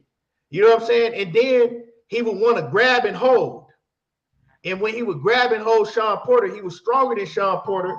So he was able to grab Sean Porter and spin Sean Porter around. He's not going to be able to do that to Errol Spence. But one thing that I did like, you know what I'm saying? When Sean Porter started to slow down, he was able to time Sean Porter. I like Terence Crawford footwork. You know what I'm saying? He would step back, he would use angles, and he was timing them. I also think that Terence Crawford has probably the more athletic and the more better all-around offense, right? He could throw shots from, different angles, more shots from different angles. And both of them are hella accurate, right? So it's things, like I said, that I like that Terence Crawford does that Errol Spence need to watch out for. And it's things that Errol Spence does that Terence Crawford need to watch out for. But when I break the fight down, I know that Terence Crawford likes to get in the dog fight. I also don't think that Terence Crawford has a solid chin like that. You know what I'm saying? I don't like Terence Crawford's chin. So when it comes down to who got the more dog in them, it's going to come down to who got the better chin, because both of them going to get cracked. Both of them are going to get cracked, and that's just what it is. You know what I'm saying? Both of these dudes are hell of a fighter, and they're going to get cracked. I think that Errol Spence got the much better chin, and I think that Errol Spence, once the fight gets in the later rounds, Errol Spence is going to dog him out. Terence Crawford is not going to be able to keep up with his work rate. Terence Crawford is not going to be able to continue to wrap Errol Spence out up and just muscle him around. And I think that, you know, all in all, as the fight gets in the later rounds, Errol Spence is just going to be too much for him, his work rate. And if Terence Crawford cannot hurt Errol Spence early on in the fight, which I don't think he will be able to, he's not going to be able to win the fight. And I don't think he's going to be able to. So I think the fight is either going to be a late stoppage by Errol Spence, or I think it's going to be, you know, a unanimous decision victory by Errol Spence. But like I said, neither one of these dudes is easy. And both of them, either one of these guys could lose or win the fight. But I got Errol Spence, and I'm probably like 60-40 for Errol Spence. So that's how I break down the fight, you know, real quick. But I'm going to do a lot more studying too. Ben Israel, let me give me your breakdown of the fight. You already pretty much gave us, but then I'm gonna go to you, then I'm gonna go to Money, and we're gonna go around the panel. You know, I'm gonna be the devil advocate right now. But hold on, Ben, hold on. Let me read this super chat real quick. Aaron Muhammad, salute. He says, salute, Keon. The Bud plug-in will now act like Bud didn't have to be drug in the ring to fight. The hate is only coming from Bud's side. Real shit, real talk. And salute to my man Aaron Muhammad. But let me get your breakdown real quick. Ben Israel, who you got winning it, and your breakdown on how they win. But you know, I'm gonna be the devil advocate right now, because you gave a great breakdown about Errol Spence, and people know how Ben feel about EJ. But I'm gonna tell you about Udangu and these your boy, when they want to sit there and tell you about Terence Crawford is a duck. Terence Crawford is not a duck. Keon, he's not. He done went across the pond. Ben, you got to stick to the topic, dog. We're not talking about that. We're talking about I know we talking about. You got winning the fight and get your breakdown. I'm giving you my breakdown. I'm just telling you. I'm gonna go on Terence Crawford behalf. I'm gonna be like one of his. Ben, we don't want to talk about if he a duck. We're not talking about that right now. Just I ain't saying he no duck. I ain't never called him no duck. Okay, I said well, Udongo, he beat Udongo ass. You gave your assessment about you're not giving your assessment. I'm gonna give you my assessment. You gave your assessment about Ugas too, about Errol Spence. I'm not even gonna touch on Errol.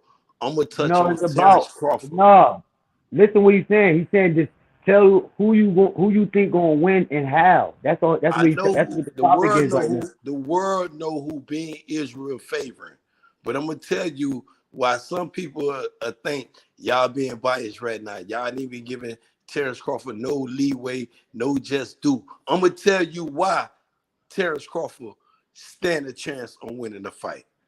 I'm not saying he gonna win. I know what y'all saying. Y'all just not hearing me. I'm telling y'all, Terence Crawford is a great fighter. He's a great, phenomenal fighter. When you want to talk about post-star, Udongo, motherfucker, your boy, he had him hurt. Who? Gun Boyer. If it was him, Terence Crawford is a switch hitter, and he's a punch placement. Ring IQ is sick. He gonna bring the fight to Errol Spence. Ben Israel was an advocate against Terence Crawford. I was out here saying he's can fish. He still can fish.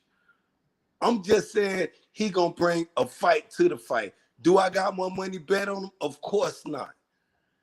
I'm betting everything on Errol Spence Jr. I'm just being an advocate because I don't hear none of these Terence Crawford fans up here, Keon. None of you do. Oh, he's saying, I know what he's saying, my G, my boy. I know what he's saying. I'm just being a advocate right now. I'm going to be right now, and I'm telling y'all, Terence Crawford do stand a chance. He do. He stand a chance going to the ring, get in the ring, suiting up, booting up, and getting his ass kicked, because that's going to be the result of the fight. In 11 rounds, in the 10th round, after 8 rounds, he ain't going to know what to do. Bo-Mac going to be in the corner sweating. Telling Terence Crawford, you got to show me something, baby boy. He beat you. You got to press him. And it's going to be more work rate, when they say man, EJ shit sick, man, he's average. You got Shakur just went yesterday All on right, Fight Ben. Hype talking All right, about all right, Errol Ben. Spence Ben, we work gotta rate is he just average. Ben, we gonna move it to money. So you got, I mean, we gonna move it to money now, man. We gonna move it to money. Money. Yeah. Give your breakdown of who you got winning the fight and why. Yeah, I got Earl winning this fight, but like you say, man, Bud Crawford, I always had it a 50-50. I stand on my word. I'm never going to switch up. I'm never going to discredit Crawford and what he brings to the table. Hell of a fight, bro. Hell of a fight. I feel like Crawford, in my opinion, the best thing he do is he's great at punching with you, bro. You know what I'm saying? And I got to get Crawford the edge on the speed. I get Crawford the edge on the speed, and that's what worries me. You know what I'm saying? Swinging with each other and getting up first. You wide open. You feel me? I feel like this fight will be fought like a real fight. I don't think Bud finna do too much moving around the ring. I think you're gonna be in that bitch, trying to get Errol Spence respect. You know what I'm saying? You ain't gonna be able to beat Errol Spence going backwards. A lot of people say Terence Crawford, man, he can fight going backwards, he can fight going side to side. Errol Spence is a ring cutter, and Errol Spence is gonna try to mow your ass down. So he gonna be coming in behind his jab, right? And off the jab going to the body. And if Bud trying to move around the ring like everybody thinking he gonna do, with Earl throwing them vicious ass body shots, then all he's gonna be doing is turning himself out, and then he's gonna be forced to sit down anyway to fight Errol Spence. So I think he gonna be trying to stand his ground and do what he mainly do all the time and show that he's strong in the ring. Bud got a sense of showing these dudes that you're not stronger than me. People always say, "Oh, he's not a real welterweight. He's not this, he's not that." And in his mind, he is a strong motherfucker. Don't get this shit misunderstood. He like to show people that he's strong, like he was telling Andre Ward. Ward, I told you. You know what I'm saying? I'm strong, man. So he gonna be trying to prove to EJ that he's strong inside the ring and that he punch hard as well, which he do. And he gonna be trying to stand his ground. Like I always say, once he turns southpaw, ain't too many angles you can take. Because once the southpaw facing the southpaw, it's really gonna be a fucking banger. You know what I'm saying? Earl ain't gonna have the best angles. Bud ain't gonna have the first angle. I mean the best angles. It's gonna be whoever can get off first and who can sustain their shit. And we know Earl, he has a better motor than Terence Crawford when it comes to just, being physically active in the ring and throwing punches. We all know Earl throw almost 80 to 100 punches a fucking round. So that's on Earl's side right there. But Bud is gonna be trying to catch him with the counter shots, and trying to catch him when they swinging with each other. And that's what Earl got to be mindful of. You can't just be out there swinging, and then fuck around, let Bud catch your ass, because if he catch you and hurt you, he gonna try to jump on you and finish you. Same with Errol Spence. He gonna be trying to break Bud ass down until you hurt him, and then he gonna be trying to jump on him and finish him. But overall, I got Errol Spence winning this fight, and I don't think it's gonna be a knockout, right? I think both of these dudes are built for punishment, right? They might get rocked both ways, right? Well, both of them might feel it, but I don't think it's gonna be a knockout because I think both of them is built for punishment, and both of them gets it. They know what the fans want. They know how to bring a classic fight, and by both of them talking shit to one another, they really want to do some damage to one another. So I just feel like when the going get tough, it's gonna come down to banging it out. And I just think EJ got more dog. You know what I'm saying? I think that's what's gonna win it for Earl. The determination and that he got more dog in her when it comes to sitting down and banging that motherfucker out. But Bud will have his moments. EJ just will be victorious. I think my dude Keith stepped away for a minute, so we're gonna keep it in the loop. Corey Brown, you can go and go, then you can go and pass the manager more than y'all can go around like that. But Corey Brown, go ahead and get your breakdown, bro. How you think you're gonna win and half? All right. Everybody know I got Earl, and I've been saying this. I don't even think, and this ain't no discredit to Terence Crawford. I just, from what I've been seeing from Earl, I just think it's not even Earl work rate that everybody keep talking about. I'm pure off of Earl Spence skill. Like, a lot of people think Earl, when they say bulldozer, he gonna bulldoze him. Earl is a smart ass pressure fighter, yo. And from what I see, I think the fight gonna be more easier than people think. It's Terence Crawford. I want to say the first 2 rounds, it's gonna be some oohs and ahs, but Earl Spence gonna stick to what he came out to do. I really believe him when he said when he get in that ring, he gonna step to him. I 100% believe him, and I just think that it's gonna be too much. I think Terence Crawford really believing what he's saying. I'm the best in the world. Like people really do got. They keep talking about we ain't giving Terence Crawford a fair shot, whatever this and that. Like, but Terence Crawford is the one that keep talking about his accolades. Keep talking about he the best in the world. Like he believe in the hype. Nobody don't even know what Errol Spence got because what Errol Spence used to get by and win these fights. Like he told everybody, he could have been 60% and he knew he could beat Danny Garcia. That right there should have told us that how much he didn't even show us. I just think with Errol Spence all around skills, up and down, body shots, everything, the pressure, everything gonna get to Terence Crawford around the 4th, 5th round, and it's either gonna be a unanimous decision or Terence Crawford. I mean, I would love to see Bomac throw the towel in. I ain't even gonna lie to you. That I just think that Errol Spence work, not just his work with his all around work is gonna be just too much for Terence Crawford. That switch hitting, that ain't gonna be enough. And I think Terence Crawford ain't gonna fight Errol Spence in the southpaw. I think he gonna tryna, cause his best chance of landing something real nice on Earl is orthodox, and he gonna and from what I've been seeing him training, he's training like real hard orthodox, and I think that's and with the best of the best, and that's what we probably get a better fight. But I don't think Errol Spence gonna give Terence Crawford that opportunity to say, like, or put it in his mind and say, like, oh, I got him hurt, I got him figured out, I'm going southpaw, because we all know that's when he goes southpaw when he got this. But I just think that it's gonna be a good fight, but I just think Errol Spence gonna beat him. Like, I just think it's gonna be an easy win, more easier than people think. And I've been saying this for a long time now, and not just because I've been saying it, but that's just how I see it going. That's all I got on it. Okay, for sure. And y'all smash the like button. Let me get to these super chats, and I'm gonna go to I think it's Manager Marty or Sweet Science. No, I think it's Sweet Science and then Manager Marty. Let me get to these super chats that I missed. My man Ultraman in the building. I appreciate you, man. Salute to Ultraman, always coming through showing love, man. And then Kelly Brown in the building. Salute to you. Appreciate you. Yes, sir. Yeah, so I think it's on my man Sweet Science Examiner. Who you got winning the fight and why?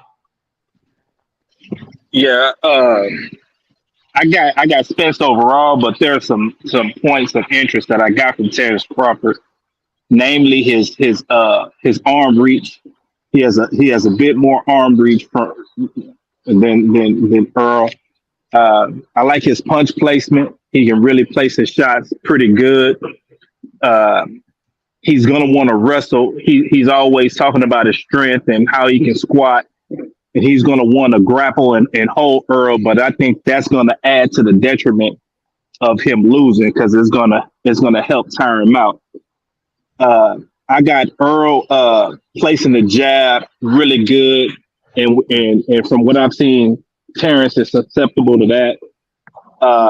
The body shots are gonna add to it, taking them down a lot quicker. Earl placing those shots on the hip, right there in the stomach and the gut, on the ribs. I see that being something that Terrence is not gonna be able to weather, along with the grappling and wrestling. I don't think he's gonna move around the ring too much because Earl knows how to cut it off. And Terrence is, if I don't believe Terrence is going to use his length to his advantage. But I got EJ maybe making Terrence take a knee at least once, making his hand touch the canvas at least once, and then by stoppage because he's just too beat up and can't continue in 10. Okay, so you got EJ by late round stoppage. Yeah. Okay, great. Manager Marty, man, it's on you. I think everybody did a good job with their breakdown. I do think that Errol Spence is going to win this fight. I would not be surprised if it ends in a late stoppage. It could go to the scorecards, but I know for a fact that I believe that Errol Spence is going to win, and one of the reasons why is Errol Spence. He does a really good job with his um, punch placement to the body. He does a really good job with that while he's cutting the ring off. Terence Crawford lacks a lot of defense, in my opinion, and I do not think that he is going to stand and bang with Spence right away. I think when they start mixing it up a little bit, I think he will eventually start mixing it up because that's how Bud is. But in the beginning, I think that's where the rubber's going to meet the road for Crawford. I know people have been giving Crawford a lot of credit by saying, he's downloading information. I've heard Joe Tessitore say that so many times, so I think other people just was listening to him say that all the time, that he was downloading information because in this fight, he can't start downloading information early. He needs to jump on Spence and get his respect and try to hurt this guy early. But I don't think that's his style. And I think it's Errol Spence's style, even though Spence starts slow a little bit. But I think in this fight, because he's more motivated, I think he's going to press Crawford right from the opening bell. He's going to dig to that body, cut the ring off. And I do believe Crawford is going to start wrestling with him. Crawford was a wrestler. Most people don't want to acknowledge that or maybe forgot about that. But Crawford is a wrestler. So his mentality is, I'm the stronger guy. You're not going to just body me. But I think that will play into the hands of Spence because then, of course, he'll be reducing his 2 or 3 inch reach advantage that he got over Spence. I think he's going to go in there and try to outbox Spence. But Spence do a lot of things that the natural eye don't see, and that is he uses forearms a lot when he's trying to gain distance, so you won't hold him and grapple him a lot. And I think that's where it's going to end up in the later rounds. That body attack and just him being relentless because he's been sitting around for a year waiting for this guy, and all that's built up, and he's going to try to take it out on Crawford and punish him. And I think if he even thinks he got Crawford hurt, he going to go for broke, sort of like he was doing with Porter, but it was in the later rounds. But I got Spence winning this fight. It's not going to be easy for Spence. I'm not going to say it's not going to be easy for Crawford either because you're looking at Crawford's resume.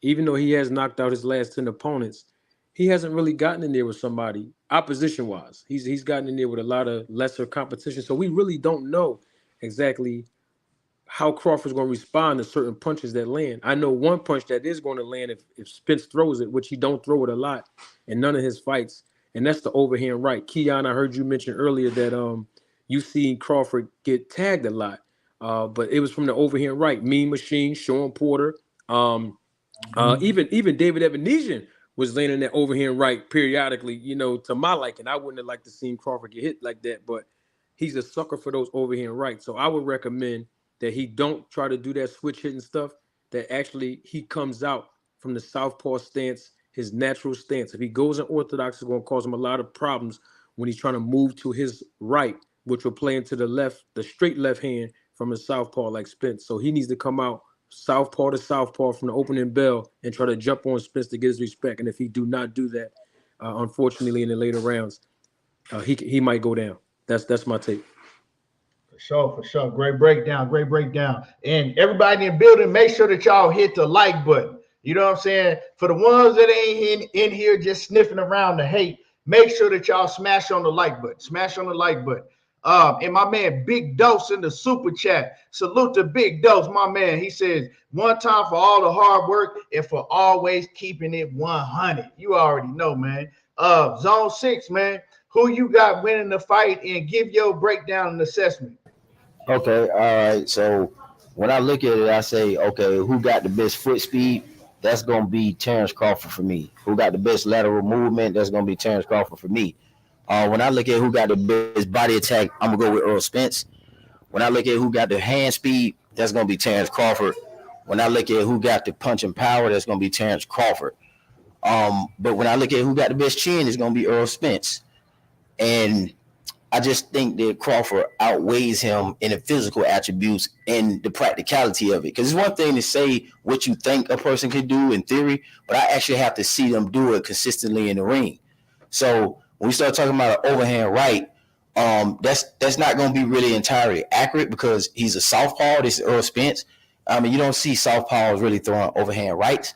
And then Errol Spence don't really throw the overhand right. He's real methodical with the jab. He does have a better jab than Terence Crawford for me, but Terence Crawford can or could negate that with spacing, foot speed, and the lateral movement.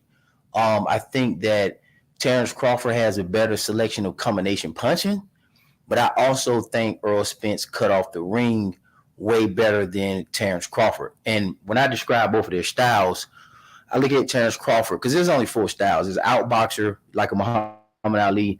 There's an infighter like a Mike Tyson. There's a slugger, which is, in this case, Errol Spence. And then there's a boxer puncher, which is, in this case, Terence Crawford. I'm going to always go with the boxer puncher because the boxer puncher is a combination of a few things. They can outbox. They can trick you with that outrange boxing. You know, they can get on a bicycle here and there in spaces. Next thing you know, the round over. The combination punching is going to be a problem for Errol Spence. Errol Spence doesn't do well in the midst of a firefight, right? And I'm not talking about the exchange of punches because I think that's where Errol Spence will be able to deliver some stuff to Terence Crawford. And Terence Crawford, I don't believe, need to be trying to gut it out with no Errol Spence. If Terence Crawford go in here like everybody believes and try to gut this thing out and play tough guy instead of using his skills, using his brain, then it might be a problem for him. But I believe the addition of Floyd Mayweather is going to impact the fight, but you never know. Because, you know what I'm saying, I just think having Floyd Mayweather reiterating your skill set, your lateral movement, foot speed, and taking advantage of all your advantages is going to be there. I don't see where Errol Spence really have any advantage outside the inside. And I just don't see Terence Crawford staying in the pocket like that to fight Errol Spence. I mean, I hear people saying he like to get his lick back, but I got to see where when he tried to get his lick back, it resulted in him getting knocked the fuck out or him paying a consequence. Usually when he get his lick back, he usually going to stopping your ass. I don't know if people think there's going to be an opportunity for Errol Spence, but I'm not sure that that's the case. I have to see that to believe it. I don't think Errol Spence body tack is going to be efficient or effective because of the lateral movement and his foot speed that I described. So that's going to be neutralized through that. The jab is going to be neutralized with spacing and the reach that you guys described earlier. We already described that, hey, you know, Crawford got a reach advantage. And when you control spacing and you got the foot speed and the lateral movement and you got better combination punches and better select punches, then you're going to be good. That's what I see in it. You know what I'm saying? I'm always ride with a boxer puncher over a slugger any day. So that's what I got. I got Errol Spence losing the fight, 10th round TKO or KO, or the towel might come in. Okay. Great breakdown. Like I said, man, even though I don't agree with some of the things that you said, it was still, you know, a good breakdown. I don't have no problem with whoever, you know what I'm saying, whoever people pick, that's who they're going to go with. That's why we can debate. That's why this is a great fight. You know, he might say what he say for Terence Crawford. I might say what I said for Errol Spence and vice versa. But I'm excited we getting a great fight. Now, one thing that you said, right, that I didn't agree with, one of the things that I didn't agree with, Zone 6, is you said that Terence Crawford is a boxer puncher and Errol Spence is a slugger. I gotta disagree with that because Errol Spence is a boxer. He got all the fundamentals, right? They call him the Tim Duncan of boxing for a reason, not because he's a slugger. So he's a great boxer. He does everything behind the jab. You know what I'm saying? He work you high, he work you low. So I had to disagree with that. And another thing I disagree with is you sounded like that, you know, that you feel that Terence Crawford is the harder puncher. Well, I don't know. I ain't got hit by nan one of them, right? But one thing I got to say about that is when you ask every fighter that's been in the ring with both of them, they say that Errol Spence hits harder. Kell Brooks said that Errol Spence hits harder. Sean Porter said that Errol Spence hits harder, right? Now, I know you're going to say, well, Terence Crawford has such and such knockouts at the welterweight division. The thing is the guys that he knocked out, everybody that Terence Crawford knocked out, right? I could say that if Errol Spence was in the ring with that level of competition or with those guys, Errol Spence would have stopped them dudes too. Now, Sean Porter, he didn't stop Sean. Well, he hit Sean Porter. Daddy threw in the towel.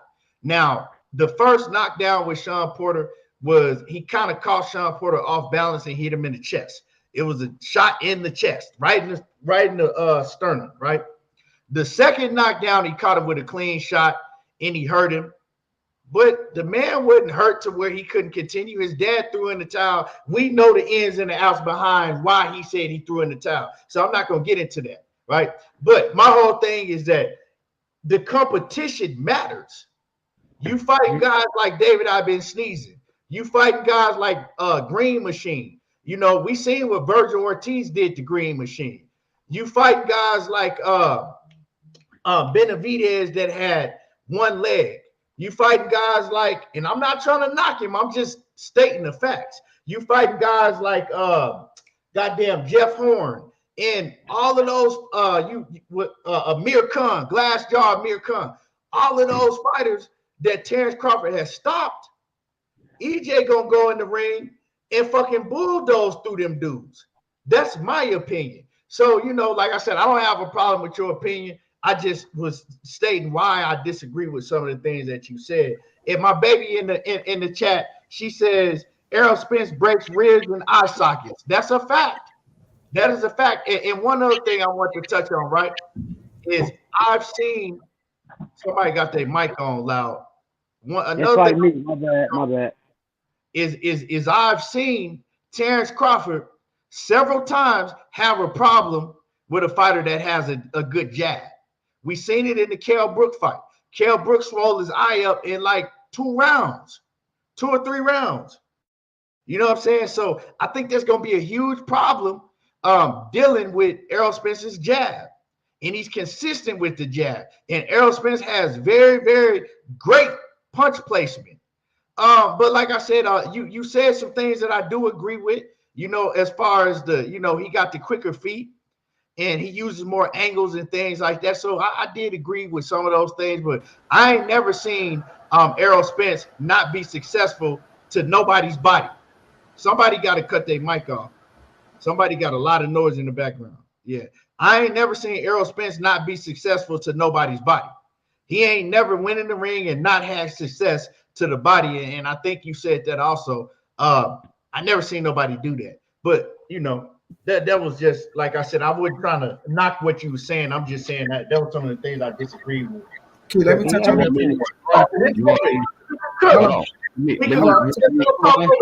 The panel open. Okay, let me touch on. Go ahead, Money. Yeah, I was saying, can I respond? Because it's all y'all, I think, Earl. So I mean, y'all gonna give a lot together collectively. No, I agree with you. You're right. I agree with you. I stated body. I got that for Errol Spence. I stated jab. I got that for Spence. So we don't have any disagreement with that.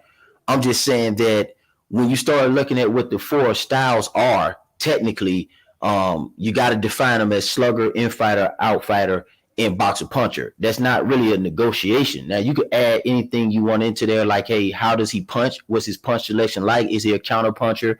Is he a ambush fighter? You know, you could get more descriptive with the styles because no fighters are created the same. Now, I'm not having a legacy debate or resume conversation because they're here now, right? Errol Spence ain't like nothing on Crawford's resume. So he's going to have to come with his A game. Like one of my boys said on here, man, they said he got to come with his A game. Both of them are going to have to come with their A game. Both of these guys are at the elite level. They're prime, undefeated. No one has solved their problems. No one has showed them guys how to lose. So, like I said, I believe that the boxer puncher in Terence Crawford is going to control the spacing. And then you did say something about Kell Brook giving him problems with the jab, but once Terence Crawford started controlling spacing, he was able to counter over the jab with the hook, and that's what got Kell Brook pretty much out of here with the selection of punches that he chose.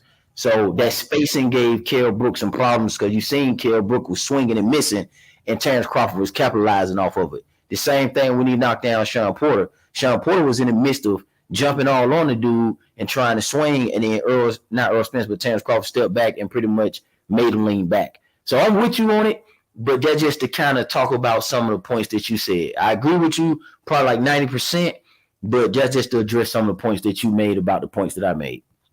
Look, can I want to touch it? Hold on, Court, bro. Let me get this, Court, bro. All right.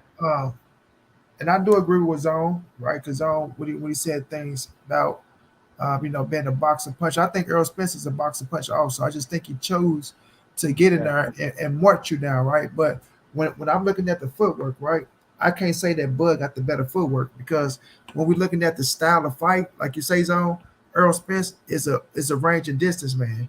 And for you to have the right range and distance, your foot has to be in place at all the time. Well, Earl always got his foot in place to throw and to be on defense. You know what I'm saying? He could transition from offense to defense and from defense to offense. And like I said, I think my brother Keith laughed at me one time when I said Errol Spence catch a lot of punches with his arms. You know what I'm saying?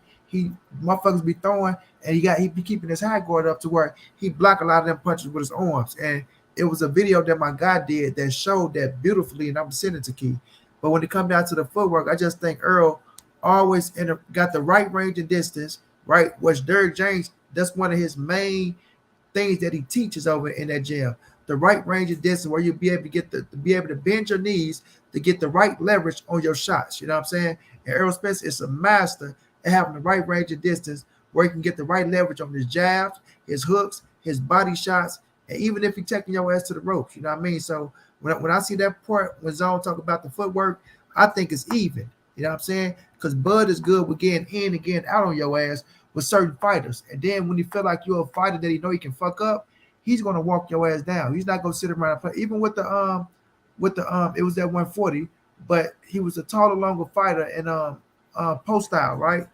Poster was in there, and it was a time where he thought Bud would just go keep running. I think he stopped a little bit, and Bud was like, "Okay, motherfucker, you want to fight? Come on, bitch!" And he walked his ass down, and he started turning his ass up. But when I'm looking at Errol Spence keeping the right range and distance, I think he do that way better than Bud. So I can't say that Bud got the better footwork. People say that because they see Bud use his legs more, right? And that was really at 140 when he was using his legs, because at 147 he really don't use his legs like that. And I was saying to myself, you know, that's by design. Like, okay, Bud doing that by design because he want to show people that I'm strong at 147, and you motherfuckers ain't just go manhandle me like, yeah, I think. But as I continue to watch him, I see that no, I think the extra weight at 147 actually make his ass sit down and fight, and he can't move like he was when he was at 140. Like the agility that he used to have, the agility he still got agility, but it ain't what it was at 40 and 35. So when I look at the footwork, I think that's a even situation, and I think that's why Earl will get him as well. But great overall, great breakdown. And you know another thing, like to piggyback off what you were saying, I was about to jump on that topic. Like the only fight that we all seen Errol Spence really slug it out was Sean Porter. I don't think nobody can go to no other fight that Errol Spence is just like bulldoze. Like he really showed his skills getting in and on the inside. Just when he got on the inside, he tried to stay on the inside, and that's his thing. But bulldozing, the only one I think that he's like, you know, hard hat. Let's just go toe to toe because I want to show everybody I got more dog than you. And even then, Sean Porter's footwork was on point that fight. Let's be real. Sean Porter's footwork was on point that fight, and he still couldn't keep Errol Spence off him. Like he was turning Earl. You know what though? Yeah. Yeah. You know what though, man? I'm gonna keep it 100, and I know y'all might not agree with me on this. When I go and study fights, when I go and study Errol Spence, I don't look at that Sean Porter fight because to me, right, this is just me personally. I don't think that Errol Spence was on his A game in that Sean Porter fight. Like I think that he was a shell of himself in that fight. I really do. Even though he did beat Sean Porter, he was still good enough to beat Sean Porter. But the shit that he was doing outside of the ring, and then as big as he was before the Sean, like he had a whole fat camp, and I just don't think that was him I like, you know what I'm saying? I don't go back. I like to go back and watch the fighters when I know they're at their best. If I go back and watch the Errol Spence fight, I'm watching Kell Brook. I'm watching the Ugas fight because that was, the closest fight. I'm not watching the Danny Garcia fight. I didn't like how he looked in that fight. I'm not watching the Sean Porter fight. I didn't like how he looked in that fight. If y'all want to see, just go and look at the weigh-in at the Sean Porter fight. He looked sick. Like we talked about how Devin Haney looked. He had no abs, no He nothing. looked the same way in the Sean Porter weigh-in. He looked like a shell of himself. So, but it just shows you that he was still good enough to beat Sean Porter at his absolute best. I believe Sean Porter in that fight was his absolute best. That fight and the Keith Thurman fight. So I can't really go and study Errol Spence in the Sean Porter fight because he was weak. He wasn't strong. He wasn't that nigga with the shag, like I like to say. He just wasn't that, in that fight. But anyway, like I said, to Ricky Williams, my man Ricky in the building, man. Let me get to my man. I think the sweet signs that well, like I said, it's open. Depends. So whoever want to cook. Just don't talk over each other. Yeah, I just wanted to get. Let Rick get in this thing. We're No, going go ahead. What's good, Tank? What's good? Big Stepper, my boy Keith. What's good, everybody? I hope y'all doing good, man. I'm just happy to fight here, man. Like y'all know me, I thought this fight was never gonna happen. I said he ducked. I believe he was ducking. He ain't ducking now. Shout out to him. You know what I'm saying? Look, this fight comes down to me. This is my opinion. Bud Crawford can do this one or two ways. Bud Crawford, for him, to me personally, for any fighter to have a chance against Errol Spence, who's a natural southpaw, you gotta fight him orthodox. You got to be able to shoot that right hand down the pipe, right? Now we all know, Bud Crawford never stays orthodox. You know why? Because anybody with a jab usually tears his eye up. That's why he switched on Kell Brook. And y'all see in the fights is that he usually switched to southpaw right away, because the truth is most orthodox fighters have a problem fighting southpaws. Is that a safe assessment, guys? Would you say? Yeah, you right. Right. So most orthodox fighters have a problem fighting southpaws. We all know southpaws are weird, right, for a standard fighter. Now the thing is that everybody keeps saying what Bud's able to do orthodox. I haven't seen Bud fight orthodox basically since he's been at the welterweight division. I haven't seen it, right? So his best chance to me personally is fighting orthodox, but then that would give Errol Spence's jab, his lead hand, his left hand jab, the dominance, because Bud doesn't really jab. He kind of probes his jab to try to set you up for a shot. He doesn't throw a power jab. He doesn't jab try to keep you honest. It's more for him to establish space and distance, right? So if he stays orthodox, he's going to get eaten alive, right? Now, so what does he got to do? He's got to go where he gets his best results, and that's southpaw. Now, we all know if you watch Errol Spence against southpaws, what he do is he crowd their left side, and his activity goes way, way up. Go look at the fight with what's the boy that fought Boots and they got disqualified in the fight. Boots got disqualified in the fight. Chris Verdine. Van Heerden, right? He's a southpaw. And what he did, Errol Spence, whenever he fights a southpaw, he crowds that left side, and at that point he starts to frame you up on the inside. And then we know what happened then. Once he started getting them shots off, it's kind of like the end of the night. Now, that's not saying that I think the biggest thing what everybody is going off of Bud is that his power. He knocked out all these welterweights. And I ask again for you guys, who did he knock out? Mm-hmm. That's what y'all keep doing. Y'all keep judging the competition like Errol and Bud fought the same competition at 147. That's false, guys. He's like y'all said it. He said it himself on the and Monty pointed it out beautifully earlier, right? He said it himself on $1 Million Worth of Game. I didn't fight the best guys, but I made the guys I fought look like they were nothing. So that's him acknowledging to you guys, his fans, the boxing fans, that he know he hasn't fought the best welterweights.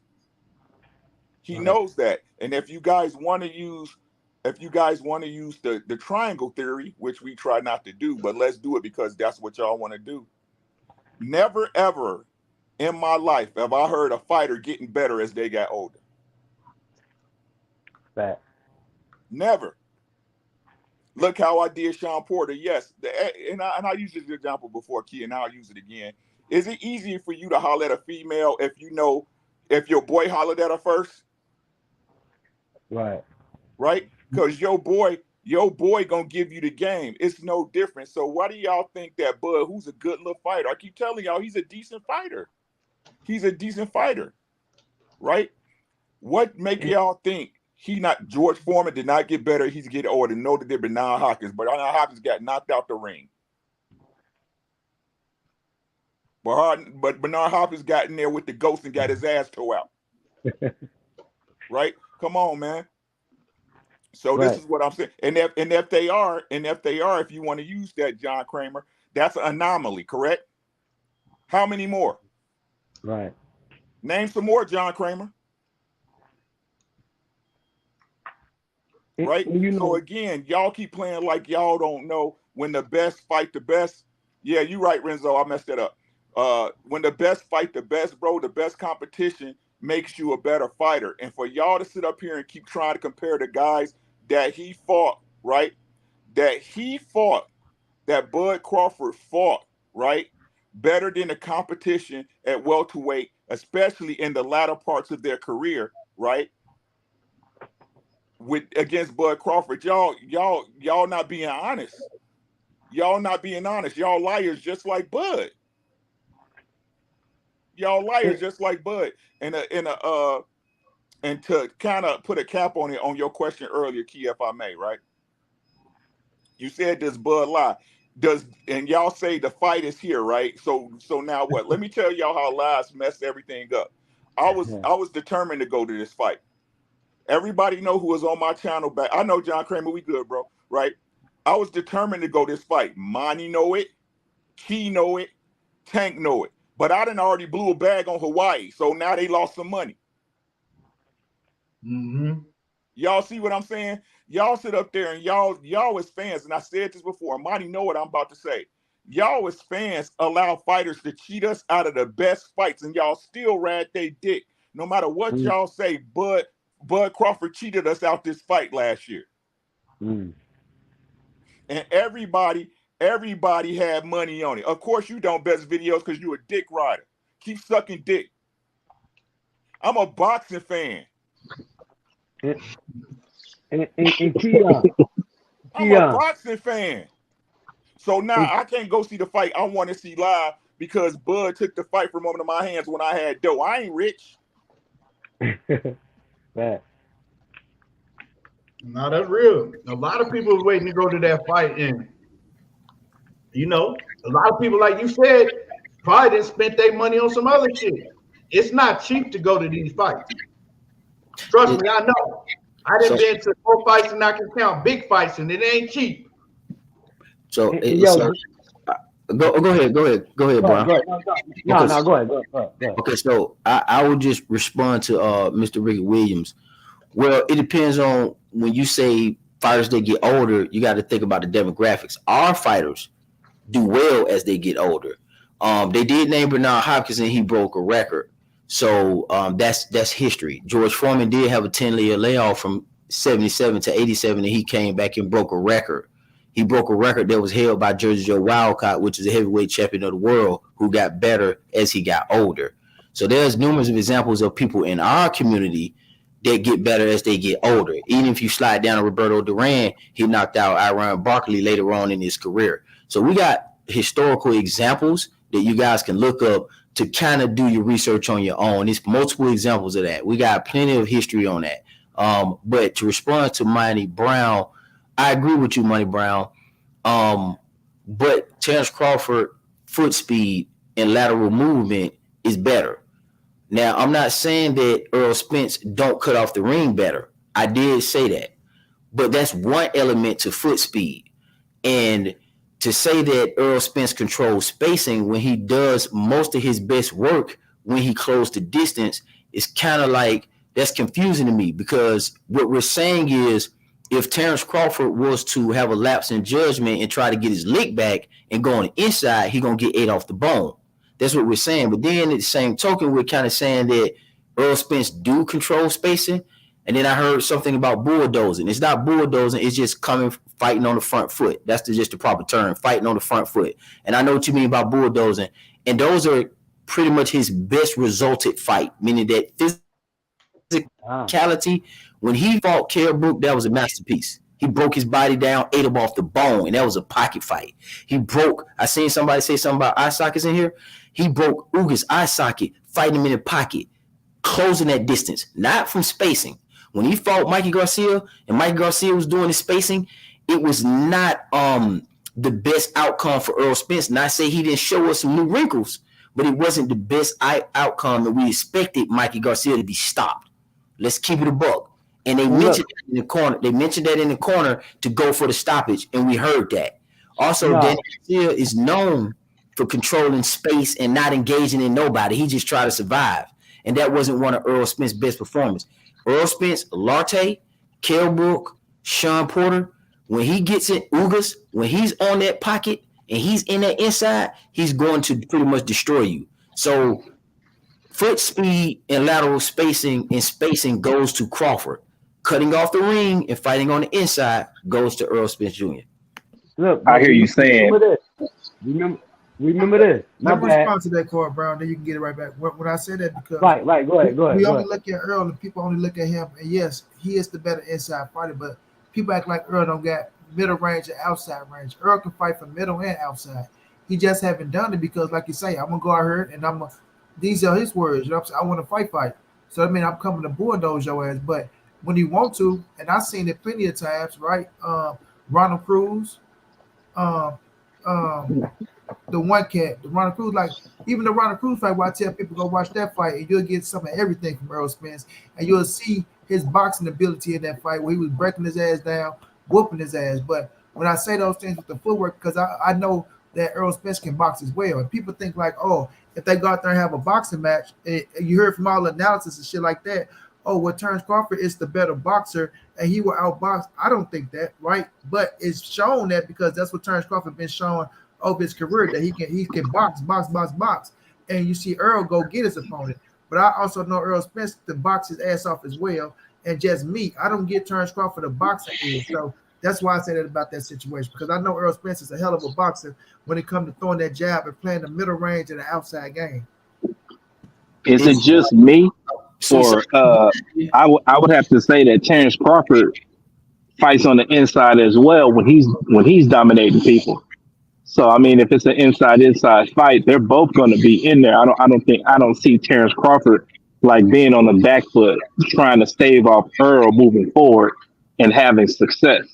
You know what I'm saying? Because once Earl goes into that body lean like he does, he's already put in his mindset he doesn't care what you're going to throw.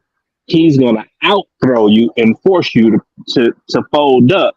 You know what I mean? If you look at all of the guys that he's fought, they've had to fold up, except for the one fight in Danny. And the only reason I say that he didn't get Danny like that is because he was coming off of the car accident, and Danny caught him at the perfect time. Danny just didn't have enough to finish Earl, and Earl still, you know what I'm saying, was victorious in that. But if you look at it, like Terence Crawford is fighting on the inside too. I don't understand why people are saying like, you know, he's boxing with range. He's not going to use that length. I haven't seen him in his last fight using the length or being on his toes. He's being flat-footed, and he's, you know what I'm saying, trying to put heat on his shots. You know what I'm saying? He's coming from different angles and he's moving his feet, but he's there in the pocket to be hit. And a person like EJ with the work rate that he has, I've never seen Terence Crawford have to continually stave off somebody and work, you know, to win a fight. I haven't seen that. You know what I mean? So bulldoze is accurate too. You know what I'm saying? Because Earl is going to be relentless. He's not going to care what he's being hit by. He's going to block and he's going to parry. He's going to do those things. But if you hit him, he's not going to stop. He's going to keep on going. I haven't seen Terence Crawford take a hit and be able to continue to go when he's hurt or been stunned. It affects him. Right. So you're saying you're describing fighting on the front foot. We all there. We agree. But there's difference level. It's not like Errol Spence.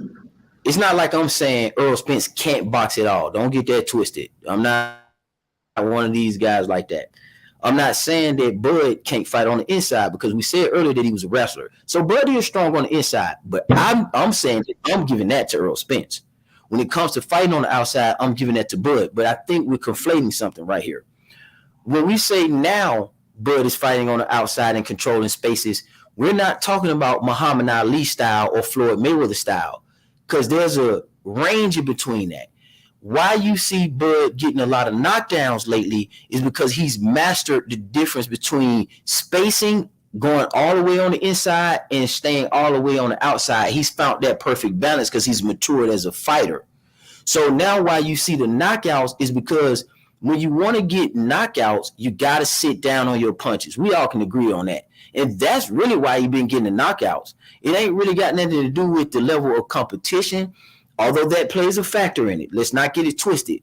But this man is getting those knockouts because he's sitting down and controlling the space a lot better. That doesn't mean he got to be all the way on the outside like Floyd Mayweather. Man, this guy, I ain't saying he Floyd Mayweather. I ain't saying he Muhammad Ali either.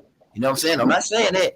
I'm just saying that he's found his swag and he's found that middle ground where he can sit down, stay out of range, but he can hurt you at the same time. And that's why Terence Crawford is dangerous, because he can stay out of range, but his power is still there. That's why I see the issue for Errol Spence Jr. I feel his ability to stay out of range was confounded by the level of smarts with other fighters that he fought. If you look at, like, Porter was the next smartest fighter, but he had short arms, so he couldn't really master fighting against Terence like that. You know what I mean? Huh? You was low. We hear you down. Am I still low? Yeah, you cool now. No, you good. My bad. No, I was just saying, let me, I want to respond to that real quick. Yeah, I want some of that too.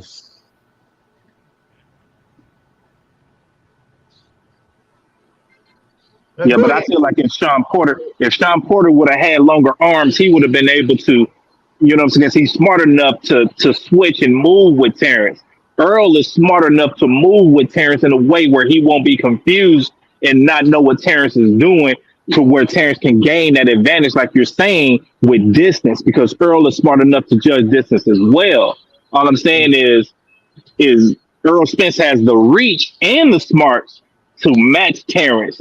Can Terence match Earl's relentlessness and the pressure he's going to put on him with power? And we've seen that Terence can't take power. And let me say this, bro. I got you, Key. When we look at Terence Crawford as well at 147, right? We like, people like to scream, "Oh, Terence Crawford, he's knocking these motherfuckers out." No, listen. With the Jeff Horn, he went 9 rounds with Jeff Horn. He got him out of there, right? But it was a TKO victory, right? Jose Benavidez went all the way 12 with him. You understand? He ended up dropping him. Then the referees jumped in again. That was a TKO victory. Amir Khan, we know that's a nut shot. He, like, you can slice that shit and throw him away. Kavalauskas went 9 rounds, right? That was a TKO victory. Kell Brook, we seen that. The 4th round, that was a TKO victory. Showtime Sean Porter, the day he threw in the towel, he ended up dropping him twice, but that was a TKO victory. And, you know, David Alvanesian is the man that you can say he knocked his ass out cold. So when we're looking at these situations with Terence Crawford, he's working his opponents down, so then he get him out of there, right? So he on a nice knockout win streak, but Errol Spence still, people like to say, well, Errol Spence ain't knocked out nobody in this long, that long. But even if you say the longest streak of knockouts, Errol Spence had a longer streak of knocking motherfuckers out, right? And then he came back and he upped the level of competition. So we upped the level of competition. Even with a Mikey Garcia, right? Everybody say they scream, "Oh, he was supposed to knock Mikey out." No, you're not supposed to knock out shit, right? Because these fighters, if you smart, right, some fighters know how to fight to survive, especially if you're on that level. And Mikey Garcia just so happened his brother, you know what I'm saying, let him survive, because if it was his daddy coach, he would have been through the talent because he wanted the talent to win, because he was getting his ass beat so goddamn bad, right? They knew he didn't stand a chance after Errol Spence proved that I'm just the more dominant fighter. So when we look at the situation, we keep screaming like he's knocking people out. He getting a TKO victory to where he's wearing them down, and then he'll get him up out of there. So when I look at that standpoint, you got to do a little bit more to discourage Errol Spence, and I think that's why I say he goes stand there and try to get the respect of Errol Spence. Because if he go backwards, right? If you go backwards, and you said his own, you have to sit down on your punches to get the most out of your punches if you want to hurt somebody. And if you see Terence Crawford, he started going backwards in this fight, with Errol Spence putting the pressure on. I just don't see him getting the nod on that type of shit. So I just want. And the one person he knocked out, he had fancy gloves. Let me say this real quick. So, one thing is competition does matter. And the reason I say that is because when you got two A-level fighters in the ring together, all that shit that you see Bud doing when he finally gets in the ring, right, with another A-level fighter that's on his A game, he's not going to be able to do a lot of that shit that he's used to doing against these, B- and C+ level opponents. He's not going to be able to do the same thing. If you go to the Sean Porter fight, like I said, I was just studying that fight last night. Bud couldn't get off a lot of the shit with Sean Porter, through like the first 6-7 rounds that he's usually able to get off, because Sean Porter, he was still fresh and he was still, his feet were still active. And one thing that I saw that I said earlier is Terence Crawford, he has a lot of trouble when fighters start putting a lot of pressure on him. He got a lot of trouble with them pressure fighters, right? Sean Porter, like I said, he was giving Terence Crawford a lot of trouble. But one thing that Sean Porter, he can't crack, but he was catching Crawford clean when he was rushing in on Crawford. And he was popping Crawford's head back. And I said, man, if that's EJ, if EJ hit him with some shit like that, man, he going to be hurt. Sean Porter just can't crack. If you go to the Igis Kavalaskis, when he started pressuring Terence Crawford, he was giving Bud some problems. So Bud, he had problems with certain style fighters, but we haven't just been able to see it go all the way because, like I said, he's not fighting the top fighters. With Sean Porter gassed out. Sean Porter was tired. I always look at Sean Porter and said, man, if Sean Porter was in tip-top condition like we usually see Sean Porter, like he like a fucking Energizer bunny usually. He nonstop on your ass. He didn't do that against Bud. Then he got tired. So it's certain things that I see Bud having a problem with in EJ. As far as EJ, I've never seen him not be able to do the things that he want to do to you in the ring. Like his game, I've never seen anybody be able to take his game away from him. And I think that's going to be a big problem for Bud when EJ started pressing him, and he's smothering him, he's cutting off the ring on him, and then Bud, he just can't grab him and throw him against the ropes and just out muscle him like he's usually able to do. Like I said, Bud Crawford, as far as what my man said, that he got a better variation of punches, he do. But you know what I'm saying? When a dude pressing you like that and sticking you with the jab and hitting you to the body, and he has a work rate that's nonstop, you ain't gonna be able to do all of that shit that you was used to doing against those other fighters that's nowhere near on that level. And that's where part of the problem lies at. He's never been in the ring with nobody to prepare him to be in the ring with Errol Spence. He just hasn't. When Errol Spence come in there with that fucking work rate and he's on his ass nonstop, hitting him from all different angles, he's not gonna know how to respond to that shit. And like I said, it's gonna get real ugly in the deep rounds, and his chin is gonna come into play.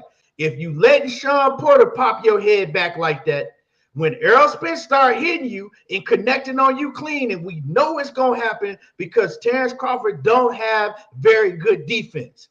I've seen him leave his chin right straight in the air. I've seen him go back in a straight line. He don't have great defense like that. And when he start getting hit clean, he's not going to know how to respond to that shit like that. He's just not. That's my opinion. Like I said, I could be wrong. Ain't nothing that nobody up here saying about how the fight is going to turn out factual until the fight happens. But that's just how I see it. And another thing that nobody, I don't even think even Errol Spence fans picked up on it. Somebody picked up on it, but nobody really spoke about it. the thing that I didn't even like about was Sean Porter. When Sean Porter fought Errol Spence, Sean Porter was locked in. Sean Porter really wanted to beat Errol Spence. And the thing that I think Sean Porter kept doing with Terence Crawford after every round, he kept trying to bump gloves with him. He wanted to give him he did not come in there with that win at all costs like the way he came in with Errol Spence. Sean Porter was fighting Terence Crawford with so much respect still He in his did heart. take it personal. Yeah, look, Sean Porter. No, I'm just saying, Sean Porter was fighting Terence Crawford with so much respect in his heart. And if I don't know if y'all seen it yet, but I was just looking at an interview with Sean Porter and Andre Ward, and Sean Porter said something inside that interview that I knew I was right because I've been saying it. I said everybody kept saying that was not the same Sean Porter, and this right here, what made it clear. Sean Porter came out of his own mouth and said, before he even fought Errol Spence, he was telling only his wife know this. He said the one that's his wife now. She wasn't his wife. Only his wife know this, that Errol Spence was that man in Sean Porter's eyes.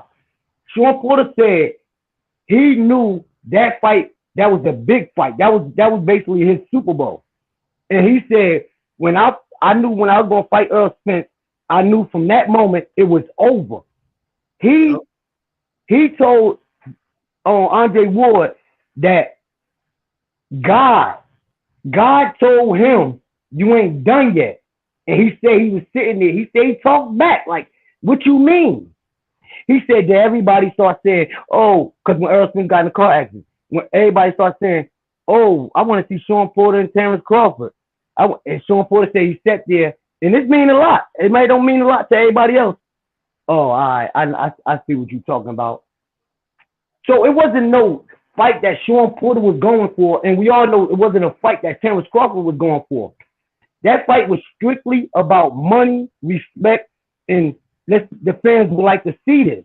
It wasn't about Sean Porter didn't care. Sean Porter didn't care. Sean Porter, what was on Sean Porter's mind more at that time? Remember, he said he still was contemplating on how to tell his dad he's gonna retire. Yeah, he was. He said that shit, man. All facts, man. I gotta get ready to run up out of here, man. I hate to cut you off, but man, hey, you speaking facts, and that was a hell of an interview that Sean Porter did with Andre Ward, man. I watched it this morning, man. I love that. Y'all go check that out. Don't miss that for sure. Y'all gotta go watch that, man. Andre Ward is one of my favorite all-time fighters. So it was a hell of an interview. But man, you spoke all facts, and that says a lot.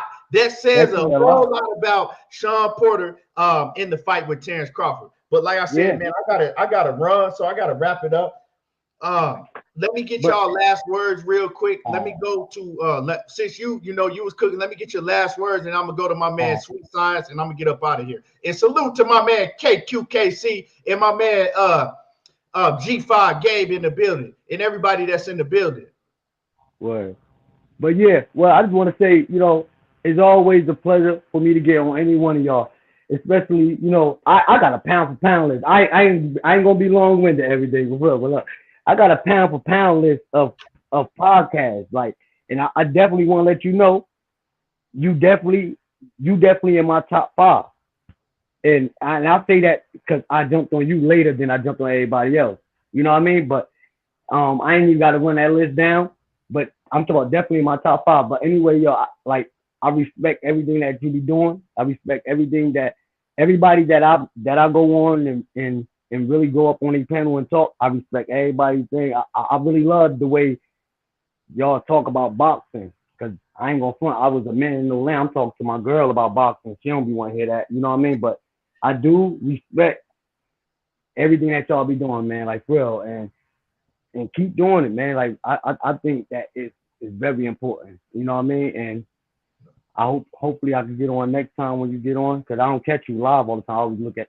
I don't really do lives that much. You know what I'm saying? I rarely do live streams, but But yeah, definitely, and I'm gonna start supporting the channel a little bit more. You know what I mean? More than I could. You know what I mean? But definitely, I had a good time up here chopping it up with y'all, and like always, man, keep doing what you're doing. For sure. Appreciate you, man. So appreciate the love and support. My man, Sweet Science, man. Let me get your last word before we get up out of here. Yes, sir. I appreciate you for having me on ETV. Uh, no disrespect to Terrence Crawford, man. I appreciate him for signing the contract. It's just, you know what I mean. When you stand on something and you're a man, bro, you just got to represent that. You know what I'm saying? There's no need for him to lie anymore. He signed a contract. He knew he signed a contract when he went on the interview with Wallow and Gilly. You know what I mean? So he could have stood on something totally different and came out looking like a G. You know what I'm saying? But he continually to look like a sucker.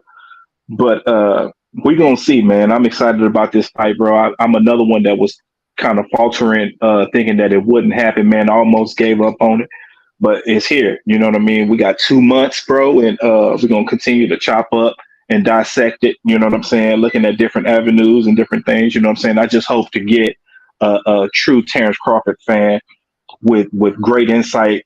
You know what I mean? And wants to really debate something so we can really hear a different vantage point and not something just on some, wishy-washy shit. You know what I mean? Just come with the real, man. And again, you know what I mean? Just like the other brother said, I'm really big on boxing podcasts, bro. And I'll put you in my top 3 and you're not 3, bro. So continue doing what you're doing, bro. Much success. I appreciate you, man. Appreciate all the love, man. And everybody in the building, I appreciate everybody that came through, showed love and support. I appreciate all the haters that was in here. Make sure that y'all hit the like button. Like I said, I don't know when I'm going to come back and do another live, but hopefully y'all get the notification when I do come back on. And like I said, man, it was a great show from start to finish. And salute to everybody that was on the panel in the chat. And y'all already know how I do. There you go, talking that boxing again. And I'm gone. I'll see y'all next time.